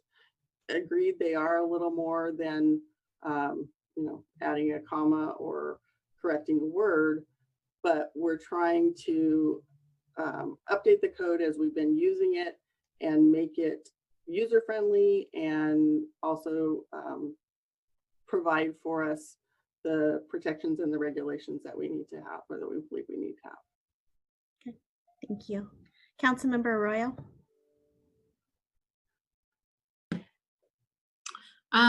Well, I'd like to move that we approve the recommendations as listed with the exception of the tree section, because I concur that it's more than minor. And I just know that in the past, we've had a lot of desire for community input about tree related matters. I just think it makes sense to bring that back as a separate item so that people can weigh in on that. But other than that, I approve all the changes proposed. Second. I'll second. Oh, yeah. Are you approving the staff's recommendation or the planning commission's recommendation, just to be clear? I'm sorry, what? Are you approving the just as the staff recommended or with the addition of the planning commission, just to be clear? Well, the planning commission had a number of comments. The one that they had specifically on the lights, I think. They had a lot of them besides the trees. There were a lot. It was kind of hard to look through it, but I would say all of staff recommendation minus the tree section, which I agree should be discussed separately. But with that, I'll, do I need to read the ordinance or the bill number for this item? Okay. I move that we waive reading, read by title only, and introduce or approve bill number 983 tax CS to approve the June 2020 zoning code update minus the section on the trees. Is that specific enough? I'll second that. I think that was enough. And it looks like we have discussion. Councilmember Castellano. I'm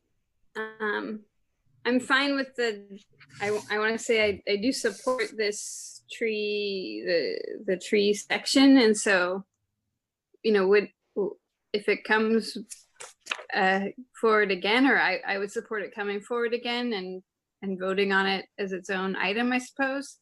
And then I guess I have a friendly amendment to include the replace draft ordinance section 47 with section C.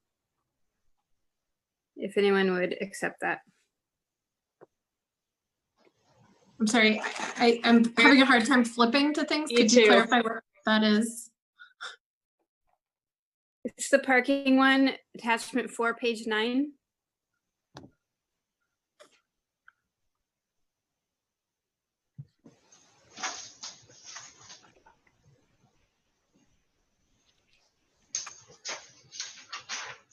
So the planning commission's recommendation was to allow the parking spaces to be rounded down.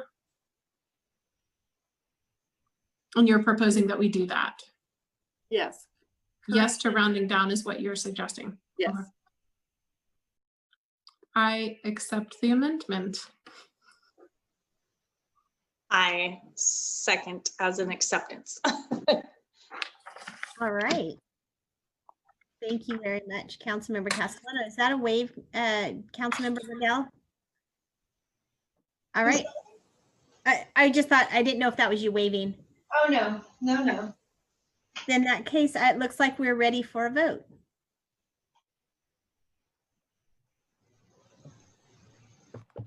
Councilmember Castellano. Aye. Councilmember Messner, Aye. Councilmember Arroyo, Aye.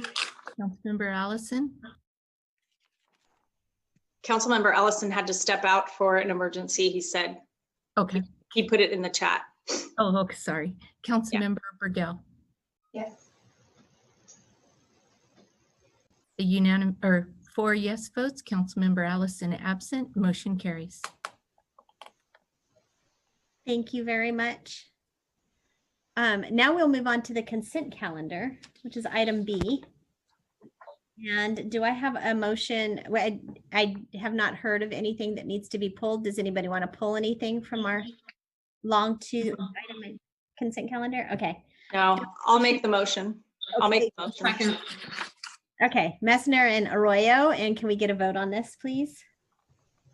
Councilmember Castellano, Aye. Councilmember Messner, Aye. Councilmember Arroyo, Aye. Councilmember Allison is absent, Councilmember Burgell. Aye. 4 yes votes, Councilmember Allison absent, motion carries. Thank you very much. And now we get to turn the page and get back to the presentation, which is item D1 from Eddie Alexander. So I just want to say a couple of things before Jennifer starts.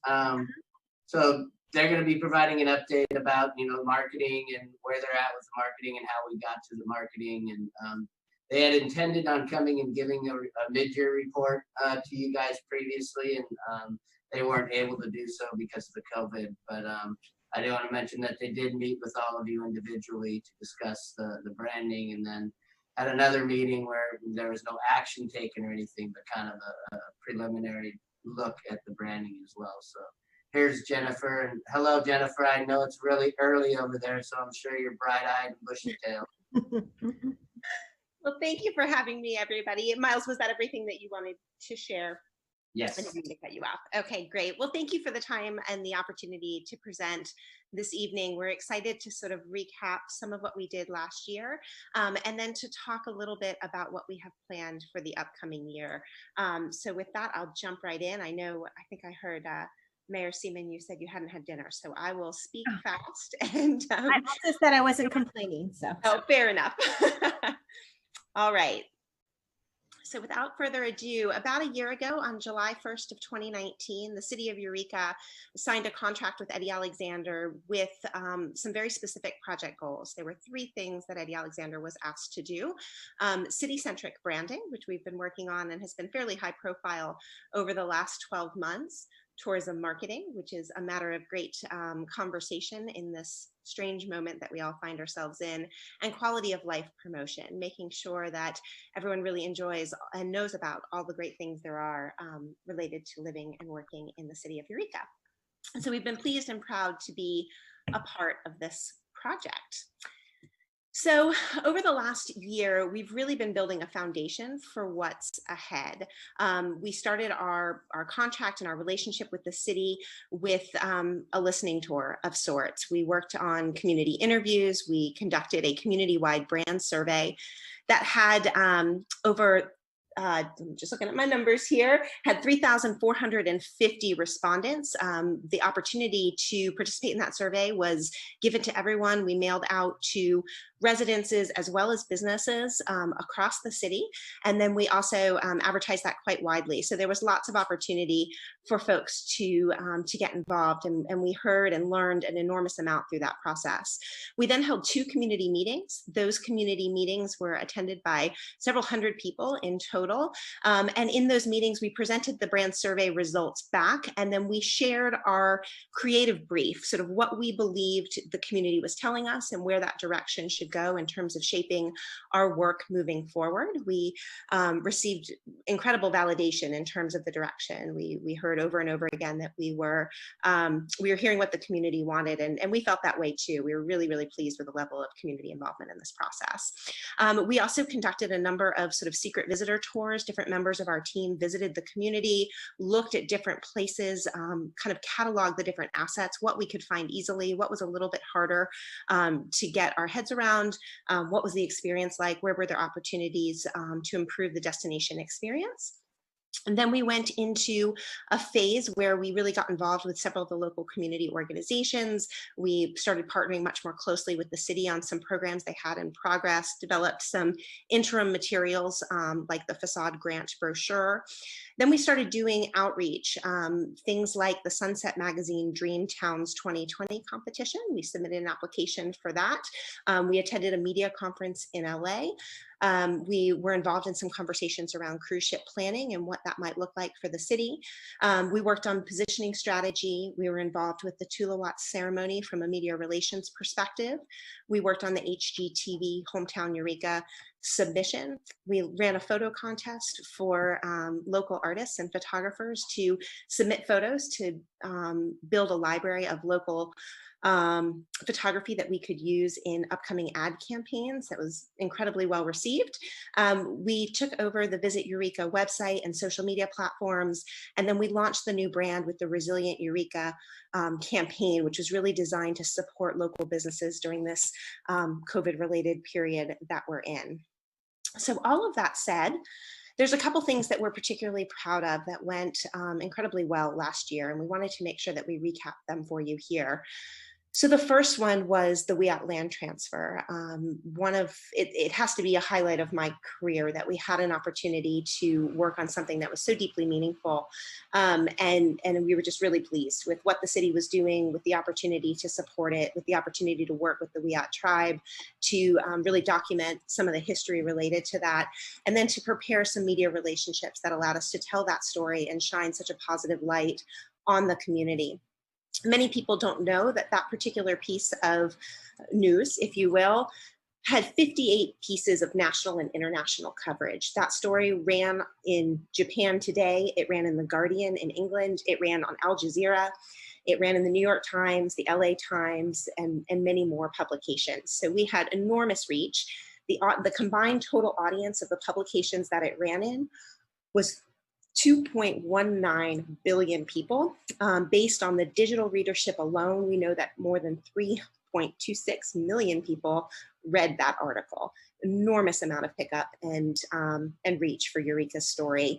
Those stories were also shared almost 100,000 times on social media. So great opportunity for sort of the world to recognize the good work that this community has been doing quietly and behind the scenes for many years. The Sunset Magazine 2020 Dreamtown feature ran in the magazine in the March issue. Our application was selected as one of 5 communities that were highlighted as Dreamtowns for 2020. That publication gave us about 2/3 of a page worth of feature about the city of Eureka and the assets we have in our community. And that ad equivalency was about $58,000. So if we had to buy that ad space, that one placement would have been worth about $58,000. Probably a little bit more because there were some mentions in other parts of the magazine as well and some online components. The HGTV Hometown Takeover was an idea of council, so thank you all for giving us that opportunity to work on that.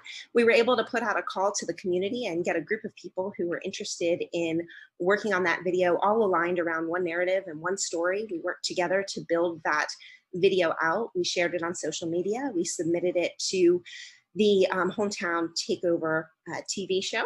And unfortunately, we did hear a couple weeks ago that we did not win. They ended up picking a community in Alabama, which is not too far from Mississippi where the show originated. But we did get a call from the production team asking us for permission to use one of the scenes from our video submission, the scene of the city staff holding up signs outside of City Hall in some of their promos and television commercials during the upcoming season. So that phone call happened right before COVID hit. So we don't yet know whether their plans have changed or whether they will still do that. But we were thrilled to hear that out of thousands of submissions, ours sort of rose to the top in terms of communities that they wanted to feature and pieces that they wanted to use to tell their story. So we'll keep you posted on what happens next there. That photo contest that we talked about yielded 1,200 submissions from 200 local photographers, incredible engagement and incredible talent. I mean, the photos that came in were just absolutely amazing. We did hold that as a contest, so we gave out 3 $500 awards for our top picks on photos, and we were really thrilled with the diversity. We had some professional photographers, some amateur photographers, portraits of people, locations, all kinds of different activities, and that photo library is something that we will use to continue to advertise the community when the time is right to do so. Then, of course, there was the Eureka Rebrand. That's gotten quite a lot of exposure over the last few months, but in June, we were able to roll that out. Originally, the plan was we were going to do that in March, but with COVID hitting, we had to pause that. And it was actually a good thing that we did, because what we found was over the course of the spring of 2020, the reasons people travel and what they were looking for in travel shifted pretty dramatically. So that pause gave us an opportunity to reset our brand and make sure we were ready for both the near-term adjustments during this pandemic period, and then also the longer-term storytelling that we'll need to do and want to do for the community. We also reskinned the visiteureka.com website, reorganized the content, added some new information, and saw some pretty dramatic performance improvement. The length of stay and the number of pages people visit when they go to the website both improved 300% since launch. Also, our bounce rate dropped by more than 50%. These are really good indicators that now people are finding content that they find engaging, they're paying attention to it, staying a little longer, and taking a closer look at the community. All good things long term. So COVID was a very serious reality for all of us. It had an impact on everyone, and it certainly had an impact on the marketing and promotion efforts for the city as well. When the pandemic hit and the shelter in place began, we immediately stepped into reporting mode for the city. We began reporting out sentiment analysis, both from a local perspective, as well as from a national tourism and visitation perspective. So each week we gave the department heads a briefing on what was happening, what the latest sentiment tracking and analysis was saying, and how that was affecting our plans for promoting the city of Eureka. Emily is on the call here tonight. I'd like to give her some recognition. Emily Kirsch is our local representative in Eureka, and she immediately jumped into action, began working with Mayor Seaman, and the two of them have produced 17 mayor PSAs, publishing them each Friday. So Thursday nights are writing scripts, publishing them Friday mornings after a quick recording session, and just really have done that in the strangest of conditions and under very last minute work. So really appreciate your work, Emily, and certainly Mayor Seaman, your leadership. We've also been doing some work behind the scenes, reviewing city press releases and public statements, and then working on the Resilient Eureka campaign, which again is not being published outside the area, but really is designed to keep people focused on supporting local businesses and focused on what makes Eureka great during a time where there's a lot to worry about. So there's been a number of components to that. There's been things like I Shop Local Today stickers that have been distributed to Henderson Center merchants, Eureka Main Street merchants, and other groups around the city. There's Resilient Eureka buttons, lapel pin buttons that have been given out after the rebrand. There's been a number of public art projects, and there was even a Snapchat scavenger hunt. That Snapchat scavenger hunt and an Instagram filter campaign have received thousands and thousands of uses and distributions and shares. That's been tremendous exposure for the city. So now I want to talk to you a little bit about one of the research efforts that we undertook last year as a part of kind of level setting and getting our bearings in the community. When we first came in, we were asking around about what the feeder markets were. Where were people coming to the city from, and what were they looking for when they got here? We got a lot of different answers from people who felt very confident about what the answer was, but we weren't able to go back and validate that information from a primary data source. So one of the things we did is not unlike some of the techniques that we heard EPD talking about earlier tonight. We used cell phone data, and by triangulating aggregated cell phone data, we were able to learn a tremendous amount about visitation trends to the city. So I want to be really clear, we did not look at any individual person's cell phone data, but in aggregate, we were able to look at where cell phones were in the city, where they moved around, and where those cell phones came from. So essentially, we took all of the cell phones that pinged towers within the city limits over the last year, over 2019 calendar year, and we then took out anybody who lived or worked in the city. So by looking at where someone's cell phone is most often during the day or most often during the night, you can sort of figure out where somebody lives or works. And you can assume that people whose daytime and nighttime destinations are not inside the city of Eureka are visitors. Now you have a major highway coming through the city, so you've got lots of people who may or may not stop. So we also wanted to make sure we were really looking at visitors and not getting our data swayed by somebody who might be driving through, stopping for a tank of gas, and that's really all they were doing. They weren't really visitors. So we looked at that data, we subdivided it further by people who spent at least 4 hours in the city and did not live or work in the city. And then we looked at where those cell phones came from and what they did while they were in town. That gave us a tremendous amount of information that's going to allow us to advertise more effectively and to craft messaging that's going to be more useful to the city over time.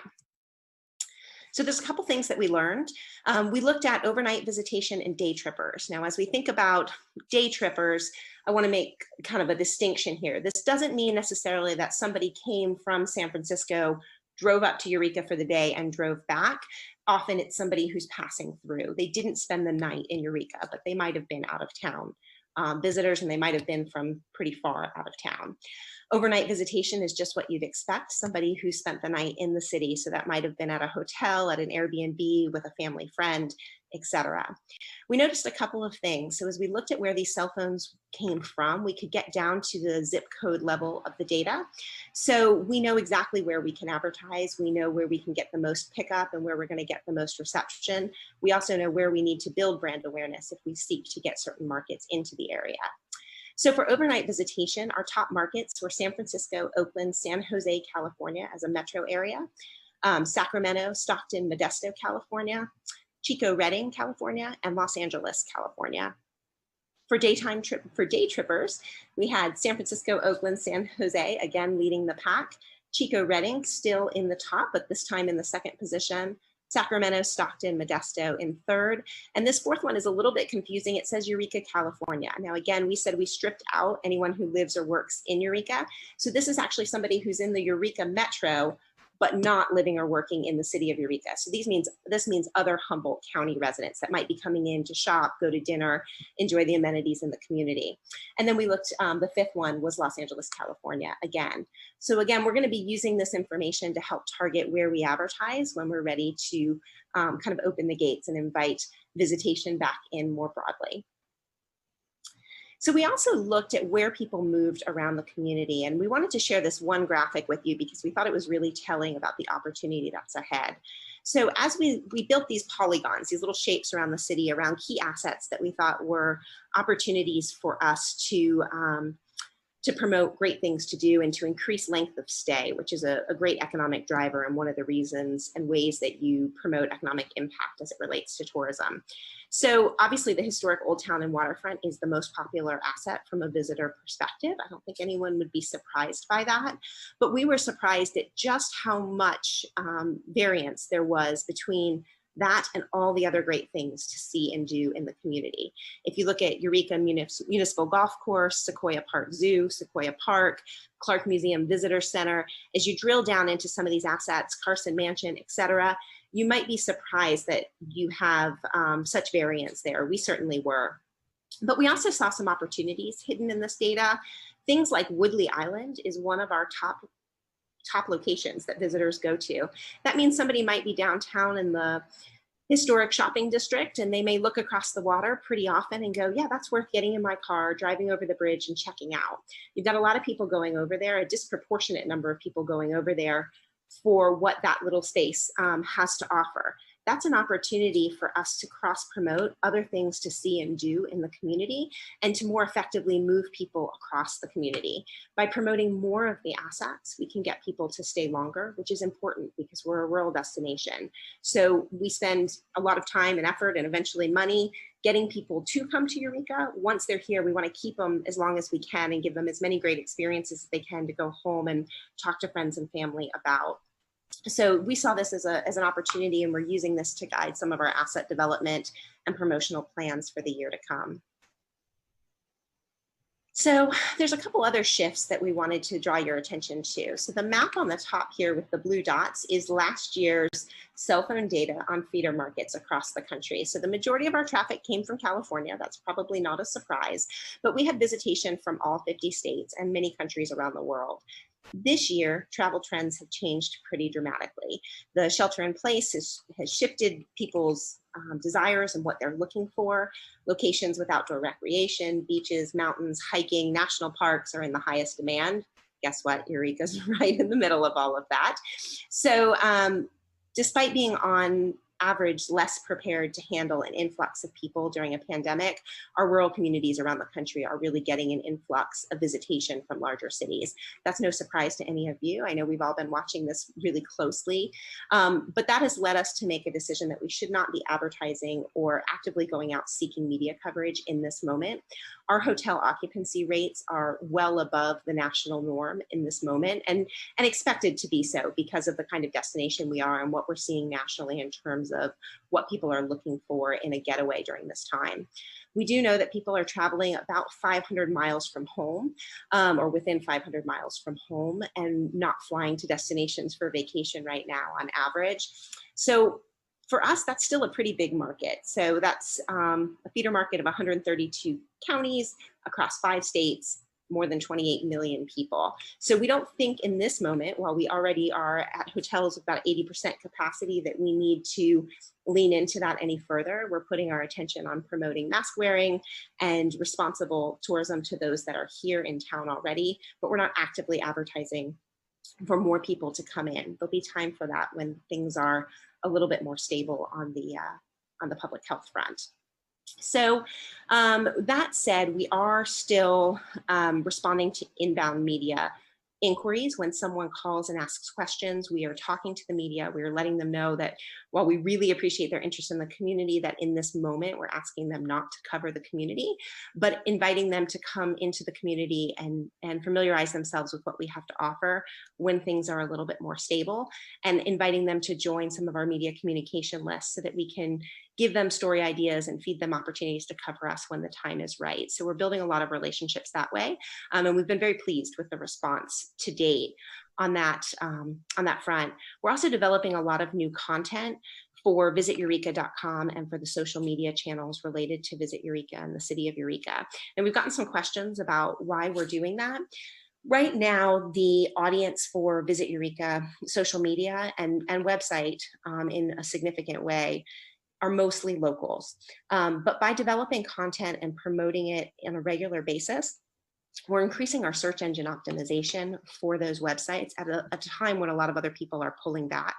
That's going to lower our cost for digital advertising long-term, and it's going to increase our quality score, which is going to give us more organic reach and promotion of that website. So there's a strategic reason why we're doing it. We're not promoting that content outside of the area, but for locals to look at and for someone while they're in town to look at, there's real strategic benefit to keeping that going.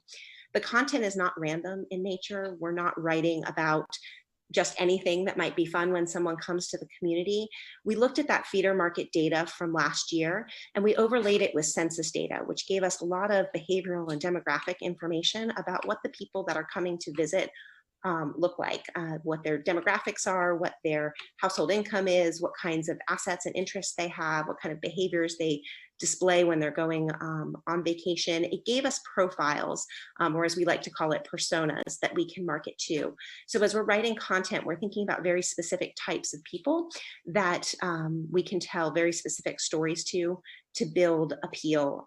And really, we're going after a very specific kind of traveler, a cultural traveler that is statistically more likely to stay longer, spend a little more, and treat the places they go with more respect. So a lot of, kind of data and research behind what we're doing and when we're doing it. It's also worth noting that our hotel traffic has been running at about 80% over 4th of July weekend. It was at 80%, so about 20% down. That's dramatically over what we're seeing in more urban locations, but it is consistent with other kind of beautifully remote locations. Last week, the latest report that came out from the STAR research reports, which are sort of the industry hotel occupancy reports, ranked Eureka as one of the top sub destinations in terms of occupancy. So we are getting as much traffic as any other small market in this moment. And that's why we're feeling like we don't need to be advertising on top of that to bring more in right now. So as we think about FY21 marketing plans and priorities, we would love to have a calendar here with very specific dates, but given the fluid nature of everything that's going on, we're sort of opening up, there's spikes, we're kind of closing down some things. We have more general buckets in terms of what we're working on, and we'd like to work with you all to determine when the right times are to sort of switch from one phase to the next. So right now, as we've talked about, we're working on a number of things. So there's the Resilient Eureka campaign. Again, it's got to focus on shop local, it's got to focus on local art and community building and activities like contests and storytelling and sort of local focused narratives. We have new graphics and brochures being created for the Eureka Visitor Center that all align to the new brand that was launched in June. We're focused on social publishing and search engine optimization for the website.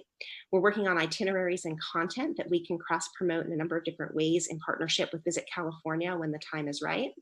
We're working on sentiment analysis. We're continuing to report out to the city on both what visitors are looking at nationally, what they're concerned about, where they're going, how far they're going, and how that impacts our Eureka market and thus economy. But we're also looking at sentiment locally. How comfortable are our businesses and our locals with inviting visitors in this moment? And we're trying to find the right balance there in a bit of uncharted times and territory.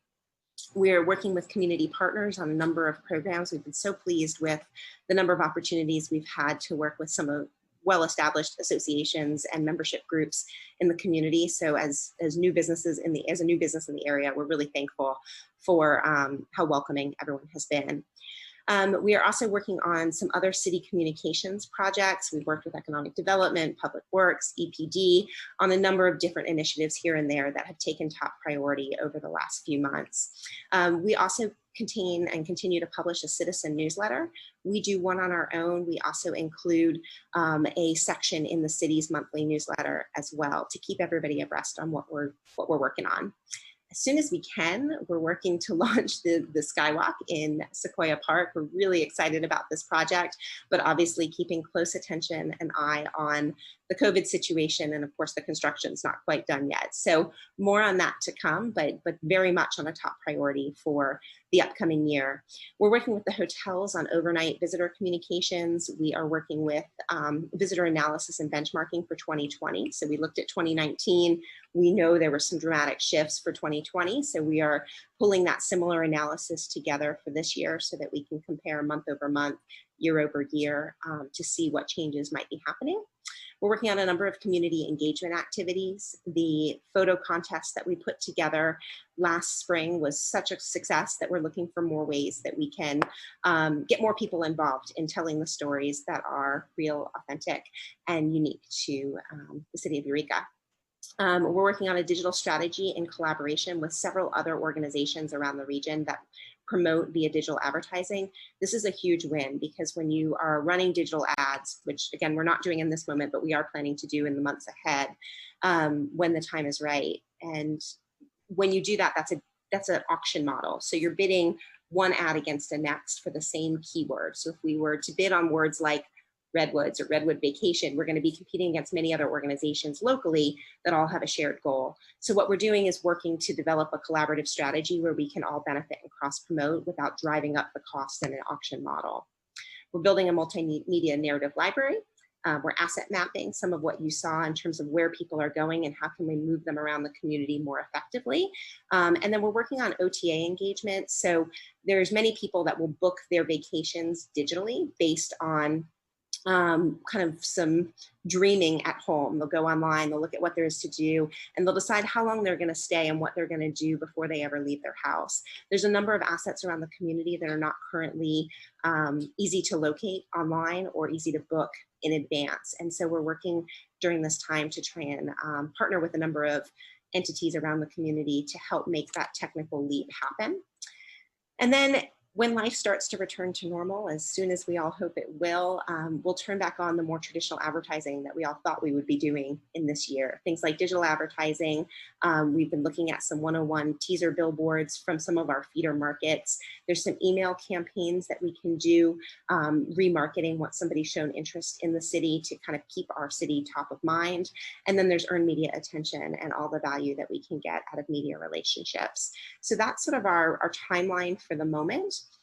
And just to recap, there's a number of different sort of tactics and strategies that we're looking at, but we're really trying to be thoughtful in the attempt to balance the economic benefit and need associated with tourism with the realities of the pandemic situation that we all find ourselves in. So with that, I would love to answer any questions if there are any. Does anybody have any questions for Jennifer, Eddie? Or Emily, for that matter, or I think Bob is here as well. He didn't even get introduced. I know. Hello, Bob. Councilmember Messner first, and then Councilmember Arroyo. Well, I just wanted to say how much I love the new brand, and it has been really fun to have that, see that everywhere and be able to, it was fun to be a part of it and to get to experience it. And I think it will continue to grow and be broader, broader than it is right now. But thank you for that great report. And I would love to hear from Emily or Bob about anything that they might have to say about, this process with us as well. I know it's a little challenging. I know Emily's on the ground here, so she's been working with us as much as she could before, especially before COVID. But I'd love to hear any thoughts that either one of them have, just personally. It'd be fun to hear from them. Good to see you with Jennifer again. Emily, do you want to go first? Sure, I'll just chime in very briefly. I was just chatting with Jen before this presentation, coming up on a year working with Eddie Alexander and all of you amazing folks on council and everyone in the city of Eureka. I continue to be incredibly impressed by the dedication that everyone on council has to this city, and as well as city staff and the whole leadership team that we get to work with bi-weekly or weekly when COVID was when we're really in the midst of it. We still are. So it's been a wonderful experience, and I really feel like we as a team have all worked together to create a brand that is true to what Eureka is. I feel lucky every day to get to work with you all, and really excited about what's coming next. Thank you. I'll add to that, Emily. And obviously from Emily's perspective, she's there. She's right there in the streets, if you will. I'm more in conversation with some of the business community. On the hospitality side, both the HLA, ELA, and I have to say I've enjoyed so much the engagement and the open-mindedness and the ability to share ideas, and it's been a joy. And I look forward, and especially during what we've been all going through. The ability and seeing action happen, seeing folks pivot, and being adaptable to what's going on, and that has been it's, as I say, it's been a joy, and I really appreciate you all's passion and the community's passion, and you probably sense that we're passionate about what we do as well. So it's it's passion squared. So I do appreciate that. I really like that you're a floating head in this, and I want to know how to do that too, so that I can just be a floating head. I'm just kidding. It's a very Bohemian Rhapsody. No, it's good to hear the process. I'll call you later. Thank you guys. You guys are doing great work. Councilmember Arroyo. Well, I have a few questions. I'm not sure how you'd like to handle that, Mayor, whether you'd like me to ask a couple and then come back to a couple more or what. Well, Why don't we do that? We'll do a little popcorn. We'll let you ask a couple, and then I saw Councilmember Castellano has some questions, and then we'll go back. Sounds great. Well, first off, thank you very much for the great presentation and the good work so far. I know that when we were comparing proposals and thinking through, what different firms could offer, one thing that really stood out about your proposal was about how to improve our online presence and reviews, and the trickiness of sort of improving those like organic reviews and search. I know I heard you talk about search engine quality scores, but I think that's a little different than that aspect that I'm talking about. So could you speak to that? Sure, absolutely. It is a significant issue. There are a number of legacy reviews that are many years old, five years old plus in some cases, that are quite negative, that are pretty easy to find online. We have been working with some of the providers to see if we can get them taken down. There are some pretty hard lines in the sand in terms of whether they will take something down. The best thing we can do is bury them with more positive content. And so we're doing that both through there's a dramatic increase in the amount of content that's on visiteureka.com, but also over the course of the last year, we've developed 25 videos for the city of Eureka. Now, many of them were the mayor's PSAs, but there were also the launch video, the Resilient Eureka video, the Hometown Eureka video. All of those pieces of content start to push down, not the reviews, but the YouTube videos that are, more personal video kind of reviews. In terms of the reviews for the hotels, we've been working with the Humboldt Lodging Alliance and the ELA to work on encouraging positive reviews with visitors that are coming into town. Now, we were just kind of getting going in the initiative for that when COVID hit and we had to sort of pull back on visitation in general. So we've just started those conversations back up, but we've been really excited to work with the ELA in particular on ways to get the more positive narratives out into the internet and into the world, but also to do that in a way that's really strategic. So a lot of it comes down to the technical descriptions and the metadata and tagging that we use when we post new content, and then where things get distributed, because there's a whole cottage industry around the sale of data. So one review can then get publicized in 5 or 6 other places. And so knowing where the kind of priority tier 1 ones are allow us to then have more impact, because those get distributed and start to overrun the ones below them. Does that make sense? It does, yeah. And that remains a really top priority for me. So I just wanted to emphasize that, but it sounds like we're on the right track. I mean, I didn't expect it to be like a miracle, like you could just scrub away all the grimy reviews. And I think there are clearly some positive aspects that people just maybe don't share as much as they could. Unfortunately, I think we tend to have a lot of people who love Eureka and love Humboldt in general, who are kind of not super tech focused, is maybe a way to say it. Don't live as much of their lives online, but we'd certainly like to attract good reviews. Okay, oh, go ahead.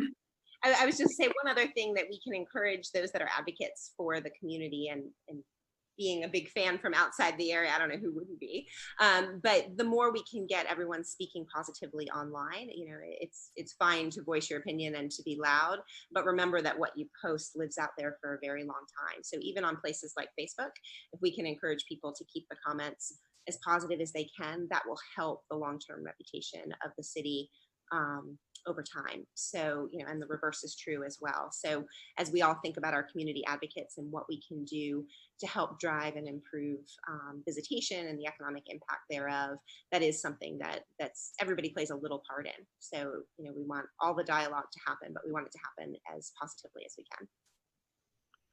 Great. And then I'll just put my second question in and then I'll save the other ones. But do you have any suggestions or ideas about how, I know that it's been an ongoing challenge for a lot of businesses locally to deal with finding the right tone around mask wearing? Do you have any suggestions or ideas or initiatives kind of focused around something like cute or cheeky, but also serious around mask wearing? Because it is very important to me and our sort of longer term for the next, I don't know how many months or years. Yeah, absolutely. So I'm actually going to let Bob take this one because he's been doing a lot of analysis kind of across the country on who's doing what in relation to their mask messaging. But I will say that Emily has also been involved in some of the countywide initiatives to come up with messaging that can be somewhat unified across the different jurisdictions. So, you know, there's conversations that are ongoing locally, and then Bob is providing some sort of national perspective on that. Bob, do you mind hopping in on that one? No, or yes, let me jump in. So we monitor almost on an every other day basis what people's sentiment and emotions are towards, from a visitor perspective, what are the protocols being taken in a particular destination they want to go to. They being the visitor looks at the destination and looks at what they can find on COVID-19. Then they go and drill down a little bit more into the particular businesses. Number one, to make sure they're open. If they are open, in what capacity they're open, if you can dine in, if you can dine out, whatever those new rules are. And as we all know, they change frequently. And then there's the other perspective, and that is from the community's perspective, from the citizens, and the angst of people arriving from a hotspot and not engaging responsibly. And so there is now, I was looking at a survey just, 2 days ago, that there is an increasing acceptance from the potential visitor, to be responsible. Now, that isn't across the board, obviously, as we know, and it's become somewhat divisive, unfortunately. We happen to be in an election year, and there's a bunch of, but it isn't just from a left or right. There's a demographic involved. If you happen to be over 50, over 60, you want people to wear a mask. If you're younger, you don't have that same kind of determination or that same desire. And I think we're seeing more of that. But I think we are seeing that needle shift now to more of an acceptance to mask wearing, to social distancing. And I think, to answer your question, I got a couple of screens going here. So if I look over here, it isn't that I'm avoiding the camera. I'm just looking at where you are on the screen. And I think that we actually gave a presentation, was it a month ago, to the business community, and it was pretty widespread.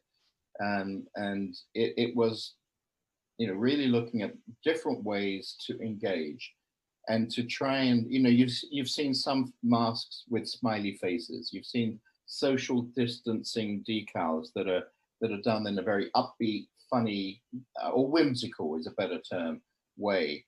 And I think that, from a Eureka perspective, the very personality of the community, we can use that whimsy in a way that can be engaging. But that takes, everybody's got to do it. That, you can't just have a few guys in this street doing it, or this restaurant and this one over here not.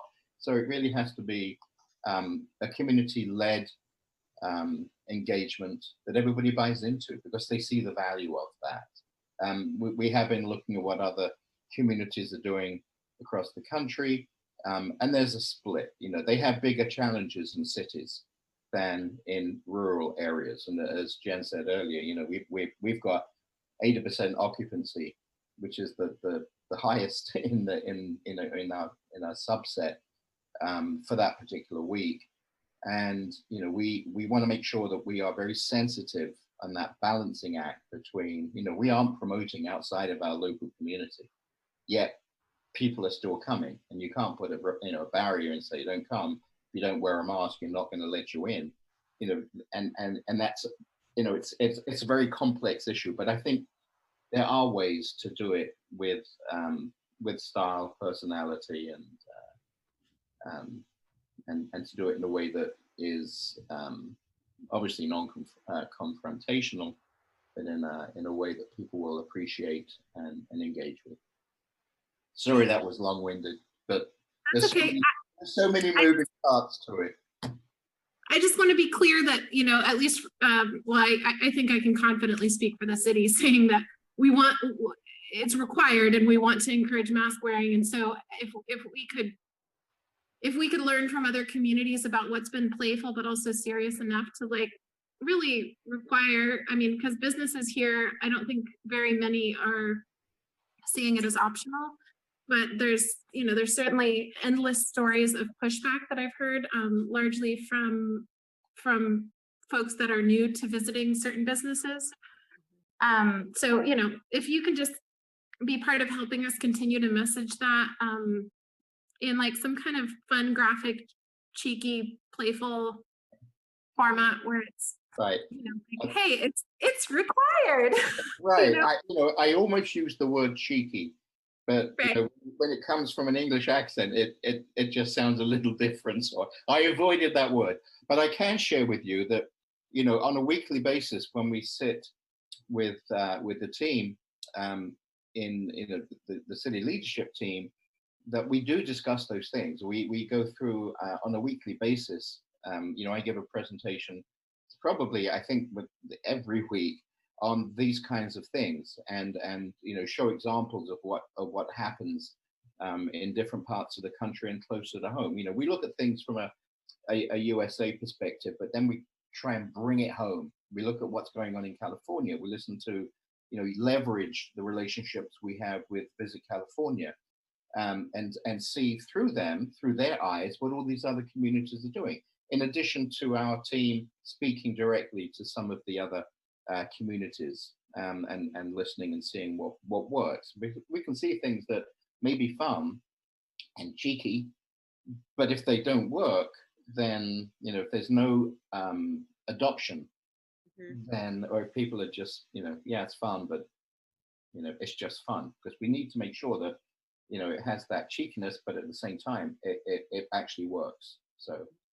Natalie, Councilman Aurora, we have been testing some messaging around the sensitivity of rural health systems and how it's important, because there's particular risk in communities that have smaller health systems, and there's risk to the traveler as well as to the community. And that seems to be performing pretty well. It's not as cheeky, it's not as fun, but it does very clearly hit on the what's in it for me and what's in it for us. And I think that's important, because when someone has a barrier up and doesn't want to wear a mask for one reason or another, sometimes there is a need to message that in the way that really hits to the core of what they might be concerned about on a personal level. So we're thinking about how to kind of pull that through into graphics and more bite-sized messaging, but we have seen that is resonating with a broader group of people.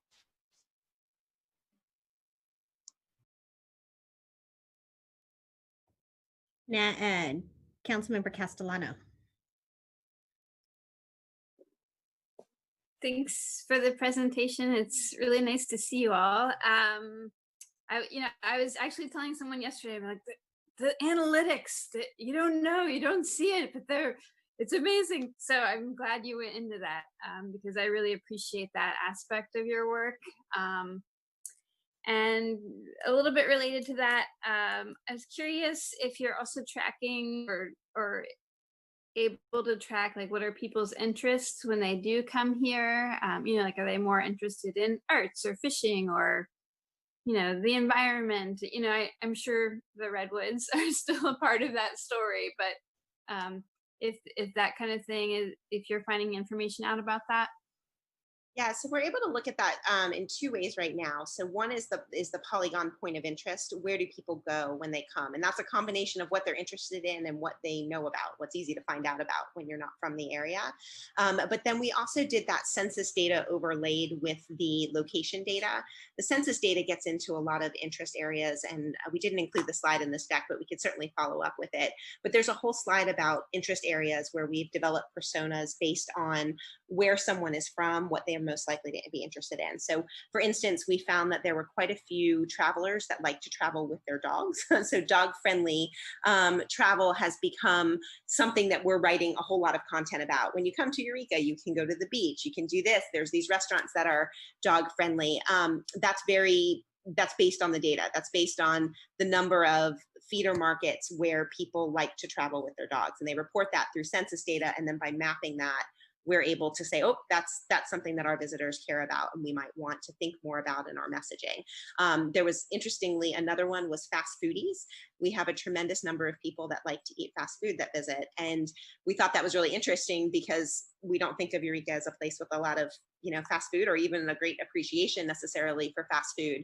But as you think about some of the new restaurants that have come and opened up and with great discussion, maybe that's opening up a certain group of people that might stop and stay a little bit longer that wouldn't have otherwise. So it's interesting to start to look at that through these different lenses.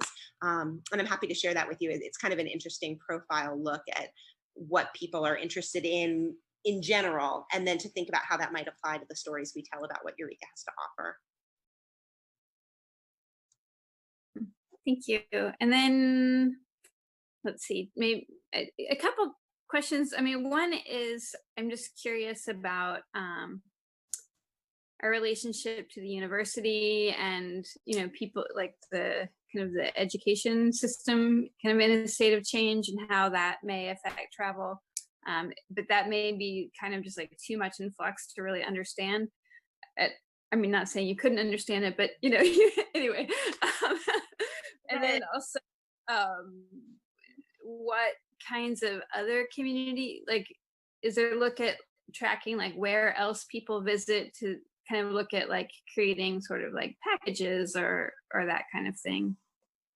When you say other communities, do you mean other areas like in Humboldt County so you could make a 3-stop visit, or do you mean other places within the city that we could make an itinerary out of? More like if people are going on a road trip, are they going to Mendocino also? And then, is there that kind, is that kind of networking happening? Yeah. So I think, Emily, do you want to take the first one? And then Bob, maybe you want to hit on the second one? Sure. Related to, Leslie, would you mind repeating your education question, how we're working with the local education community? I guess I'm just curious, like how the changing nature of the university may affect like travel, and I know for sure at times of the year, like a lot of people come related to people in HSU and things like that. Yeah. Or people, or hear about the area because of the Yeah, so I've been in contact with the folks that in the Recreation Administration Department at HSU. So my previous 12-year career was at the university, so I have a lot of connections there. And then when I moved into this position, they reached out and said, hey, we'd be interested in having you come to our classes and talk with our students. So we've been in early communication with the Rec Administration Department, and they have a tourism emphasis, kind of figuring out how we can integrate, maybe do some student research projects for those students that are interested in focusing more on tourism. I'm still on the listservs for HSU and seeing sort of the decision making that they're going through going into the fall semester. So I think that is still in flux, dependent on what they're choosing to do as far as virtual or in-person format.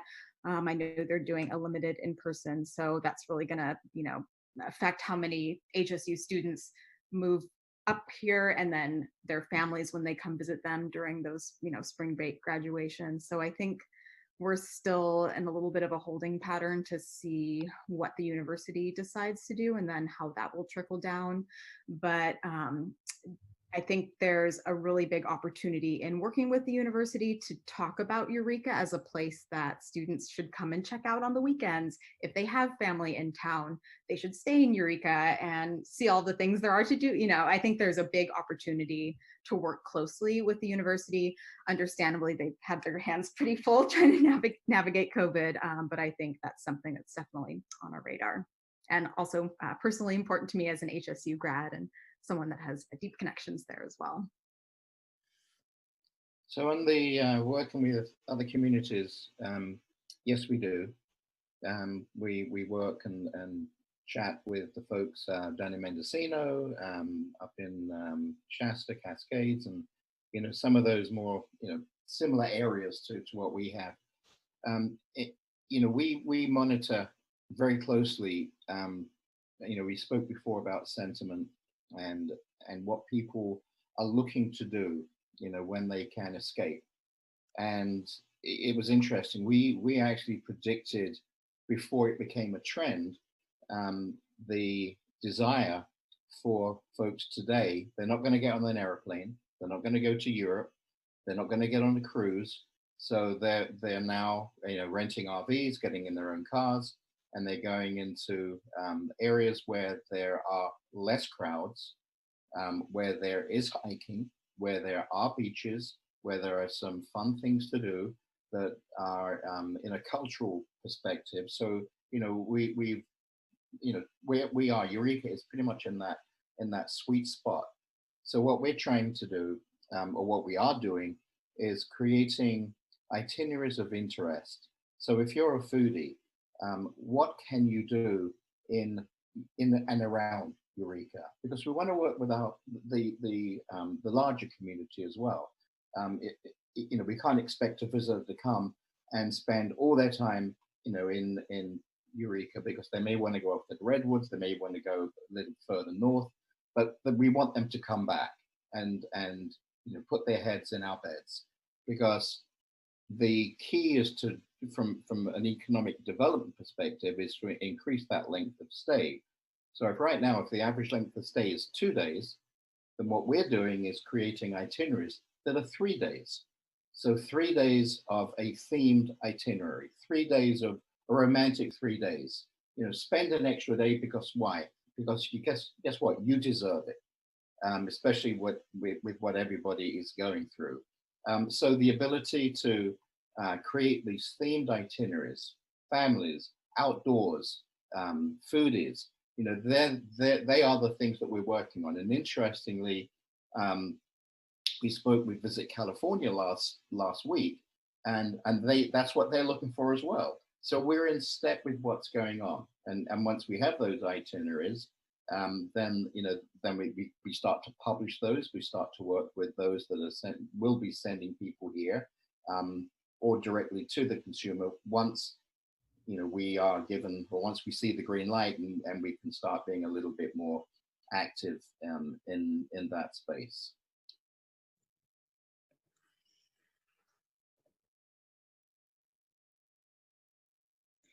Is that all for you, Councilmember Castellano? I'll go back to Councilmember Arroyo. There you are. Did nobody else have anything? I don't want to hog all the airtime. I didn't see anything else. Okay, I'm getting a little out of it, so I'll just kind of drop this as a something that I'd love to see and follow up on later is, just because this has been such a high profile change for the city, and because there's still a lot of it's a shift in direction for us.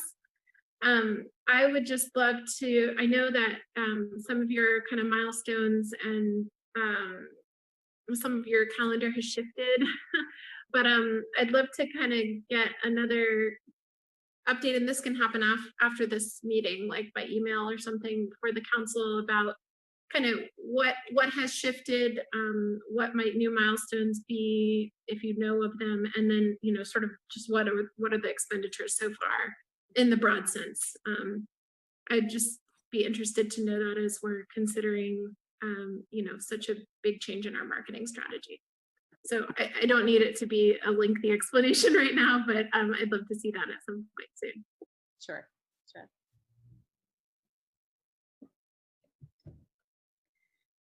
Okay. Did Councilmember Messner? I was wondering, I've actually met a number of people who have because of COVID, have actually moved here. Quite a few, actually. It's kind of surprising how many to me.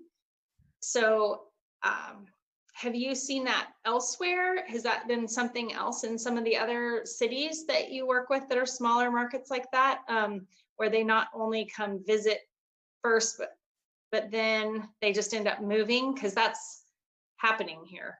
Mm-hmm. Yeah, so we've always seen that tourism is the front door to economic development as well as to relocation. So people come to an area, they love it, and they decide to move. Across the country, we're seeing a movement from cities to more rural locations, especially rural locations with really strong internet access. So if somebody's going to come to Humboldt County, the fact that they're coming to Eureka is not surprising at all. It is something we're seeing in other rural locations we work with as well. But you all have a lot to offer. You have the beaches, you have the mountains, you have the woods, and you have the small town vibe. And all of that is really appealing and nationally what people are saying they want. So it seems dramatic that it's happening all at once. But I think what you're seeing is a backlog of people who've been thinking about it and thinking it might be possible soon. And then a major global event that's made soon mean right now. And so I'm not surprised to hear that. It does make me wonder if there's something we can be doing to cater to those new community members in a way that gets them to be advocates and really contributing citizens right away. So that's a little outside of our scope, but I think it's worth exploring. And if we can support, we'd be happy to do. Yeah, it's not only, oh, go ahead. I was going to say, I've seen a little bit of that in Montana. Which is interesting. There's always been a migration of Californians that have, and Texans that have discovered some of the smaller rural areas within Montana. And there is a very strong internet infrastructure, actually, believe it or not, within some of the smaller communities up the Bitterroot Valley up towards Missoula. And I think what we're seeing here is because of COVID-19, that's acted as an accelerant. To have folks say, you know what, we've been thinking about it, let's do it. So, that has I've had some feedback from, one of the DMOs within the western part of Montana. Yeah, it's been not only online, like you see it through the neighborhood walk, the neighborhood online forums, just constantly, I just moved here, I'm brand new, but then also in person, just consistently meeting new people, often surfers. Of course, that's part of the community that I know, but often surfers who came, early on during COVID-19 because our beaches were open, and then they moved. So that's also one. And then others who were like even medical workers who determined that they wanted to get out of the big city where everything was overwhelming, and so then they moved here, and retirees. So it's been really interesting for me to observe that, like, very quick acceleration. And the sale of houses, I mean, they're just moving fast. So people are selling their house in one day. It's been very interesting to see that. The housing market here, how it's changed. It's since we've been here, that's definitely been the first that we've seen of that. So, which is over 10 years. So it's been interesting, but we should take advantage of that as best as we can to, get their excitement about it and all of that. It would be great. So. We were just talking about that the other day, the density of refugees and the number of houses on the market right now. It's like half of what it was before COVID started. Part of that could be because people aren't selling, but part of that is because they're just not available. Any other questions? Do we have any final thoughts? If not, we will go to the next item on our agenda. Oh, Can I say something? Yeah. Oh, Jennifer, did you want to say something, or Natalie has something else to say? I was just going to say that Councilmember Burgell was waving her hand. I wasn't sure. Oh, was she? Oh, sorry, Kim. Thanks, Jennifer.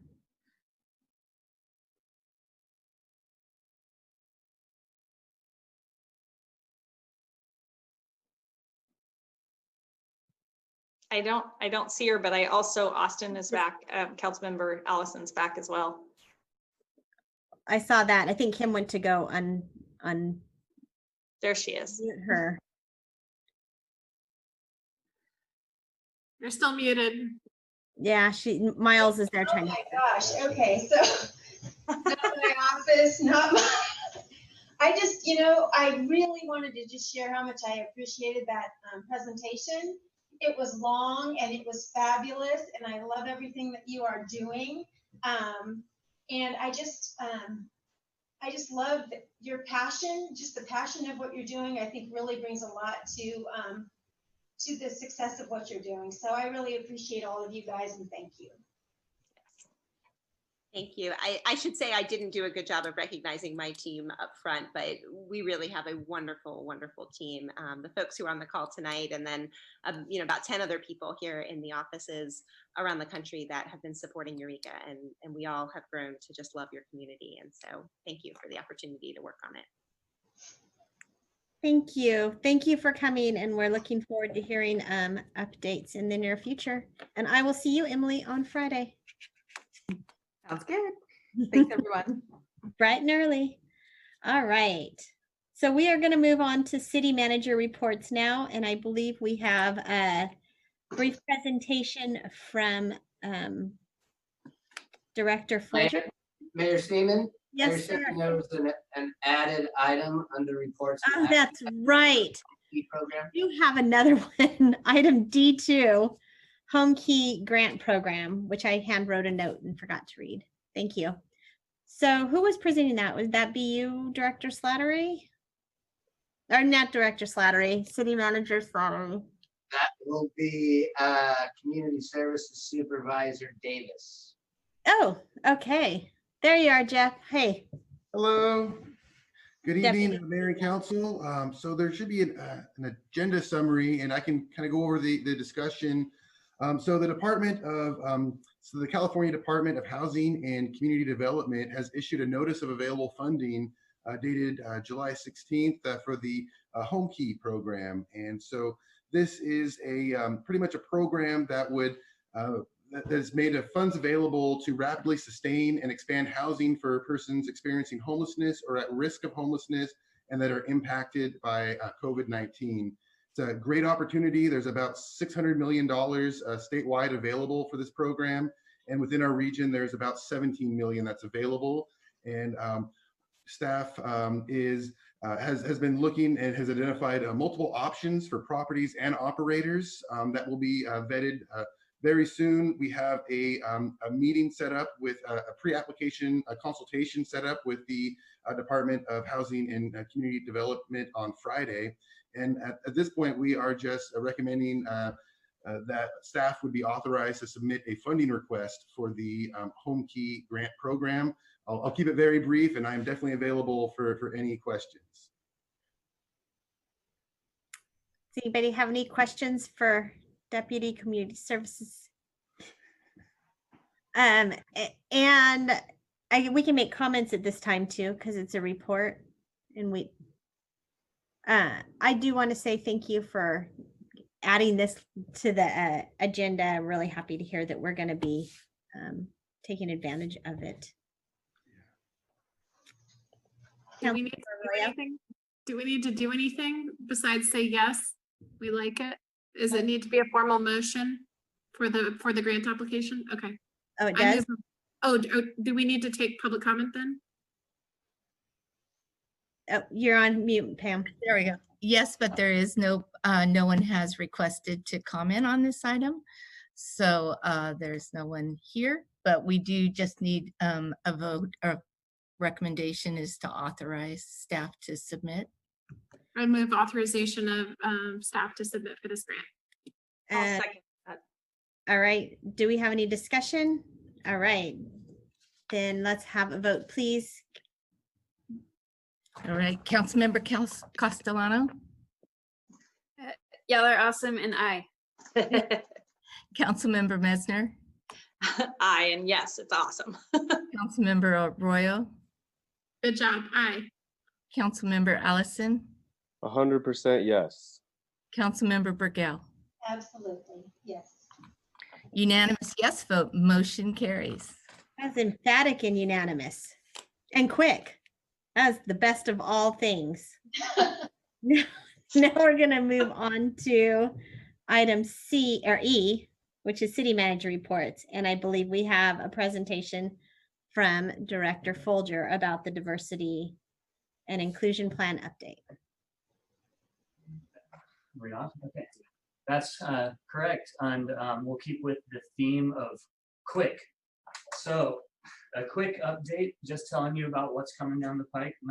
We're meeting next week for our kickoff session on Monday the 10th with some city leadership and community leaders to have our first discussion in this diversity and inclusion plan with Fog Break. They'll be coming up. We're going to be having an in-person meeting where we'll be observing all of the safety precautions necessary to ensure that we are keeping each other safe, wearing masks, socially distanced, large environment where we can have plenty of space. But it's very exciting. And then the next day on Tuesday will be another discussion group. Tuesday morning, it's going to be the listening group where it's going to be a cross-section of both city employees and some folks out in the community who have expressed an interest in participating in these discussions. We'll be sitting and just having a facilitated group discussion by Fog Break. And that's going to lead us into the beginning stages of developing the details of our plan. And so with that, we're in the finalization period of our contract with Fog Break. And that's kind of where we're at. I just wanted to make sure that you guys were kept up to date on our progress so far. And I think the rubber really starts meeting the road next week, and our communication with Fog Break around the dynamics of our plan will increase significantly. And of course, as always, input is welcome. And I'm here to entertain any questions you may have. Anybody have anything? I just want to make one other comment, not to keep you guys too long, but there's been some confusion. A lot of people have been asking questions as to, how long this process is, and there's been some miscommunication about how long it is. People are thinking that these first two meetings we're going to be done with and we're going to have a diversity plan. That's definitely not the case. This is a very long process, and this is just the beginning of that process, and this is just to gather information, and there'll be many other opportunities over the next year to provide input to it. So there's going to be a lot of participation with many different stakeholders in the community over the course of the next year. And as we know, the phases go out through the next through 2022. So yeah, this is the first step on a long road. Thank you very much. You've been going full board ever since we gave you the directive to do that. So I'm sure we all appreciate it. And interim city manager Slattery, this is your time. Do you have anything else you want to talk about? I do not have anything more else to talk about. Thank you, Mayor Seaman. All right. So I will go ahead and we will do council reports, and I will start with Councilmember Castellano. Let's see, I won't take too long, but mostly I want to appreciate I get to participate in some like tree planting and the PPE distribution, and I mostly want to thank all the other volunteers in the community that are coming out and volunteering and doing good things for one another during this sometimes difficult time. Thank you. Councilmember Arroyo. I really don't have anything to report besides I continue to be coast guarding every day, and it's been a joy, and it really makes me realize that there's so many Coast Guard families who live in our community who, sometimes don't know what there is to experience here. So I think it's nice to talk to them about like how much I love living here. And also to remember that there's, hundreds of families here every year who are moving here for duty. But, I think providing them with an ongoing warm welcome is really beneficial for everyone involved. So just been thinking about that in the context of Coast Guard Month and marketing and the whole thing, you know, just the whole, how can we make this community as vibrant as possible? So thank you, Coastie, this month. Absolutely. Councilmember Messner.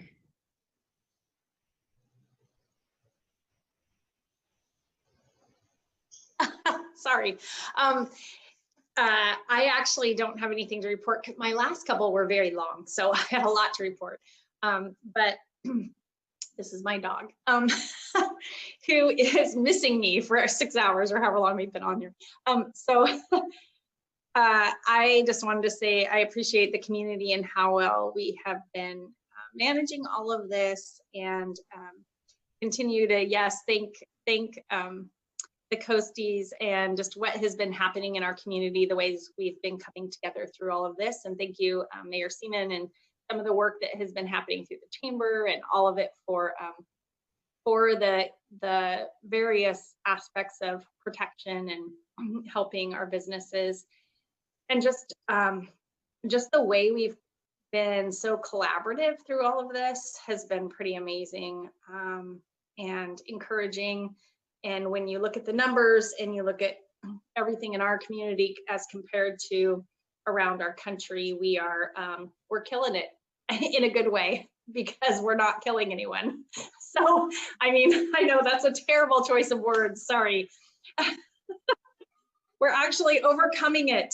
So it's been amazing.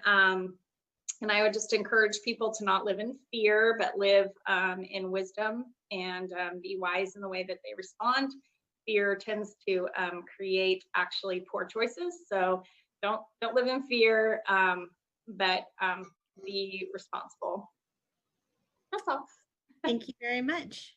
Councilmember Allison. Nothing to report right now. Thank you. Councilmember Burgell. So I actually have just a brief report. Just wanted to remind folks about Zootini. You can go on sequoiaparkzoo.net, and the auction will be the 1st through the 9th. So that's happening. It's going to be fabulous. It's the first virtual one. The picture you see in front of you is Ross Park, and I'm so grateful to announce that we have several volunteers, Councilmember Castellano being one of them, Swan, in economic development. And once the brand colors had been revealed, I thought, wouldn't it be great? Actually, it wasn't just me. I thought it would be great to spruce up the park with the brand colors. And so that's what we're doing. So this is the building, and we have one more time to paint. It's fabulous. It makes people happy. And that's what we're here. You know, it's these times can be kind of up and down, and we're bringing a little up to the community. So that's that. And I think that's all. Oh, no, I want to say one more thing. I just wanted to say I was really honored that, again, Councilmember Castellano and you, Mayor Seaman, and myself and some other people were down to celebrate Mary Price's birthday. She runs St. Vincent de Paul, and she is an absolute gem for our community. And so it's really, I really appreciated how we were able to go and do that for her. Now I'm really done. Thank you. Well, that was a lovely report to end on. Thank you all for your attention tonight. It was a great meeting. It was good stuff. Just a lot of it. So we have a lot to digest and sleep on tonight. I will see you all soon, and say thank you to a Coast Guard. And yes. Person. Goodbye. Yes, that too. And I forgot all those people who donated blood too. Great job. Thank you. Good night, you guys. Good night, Austin.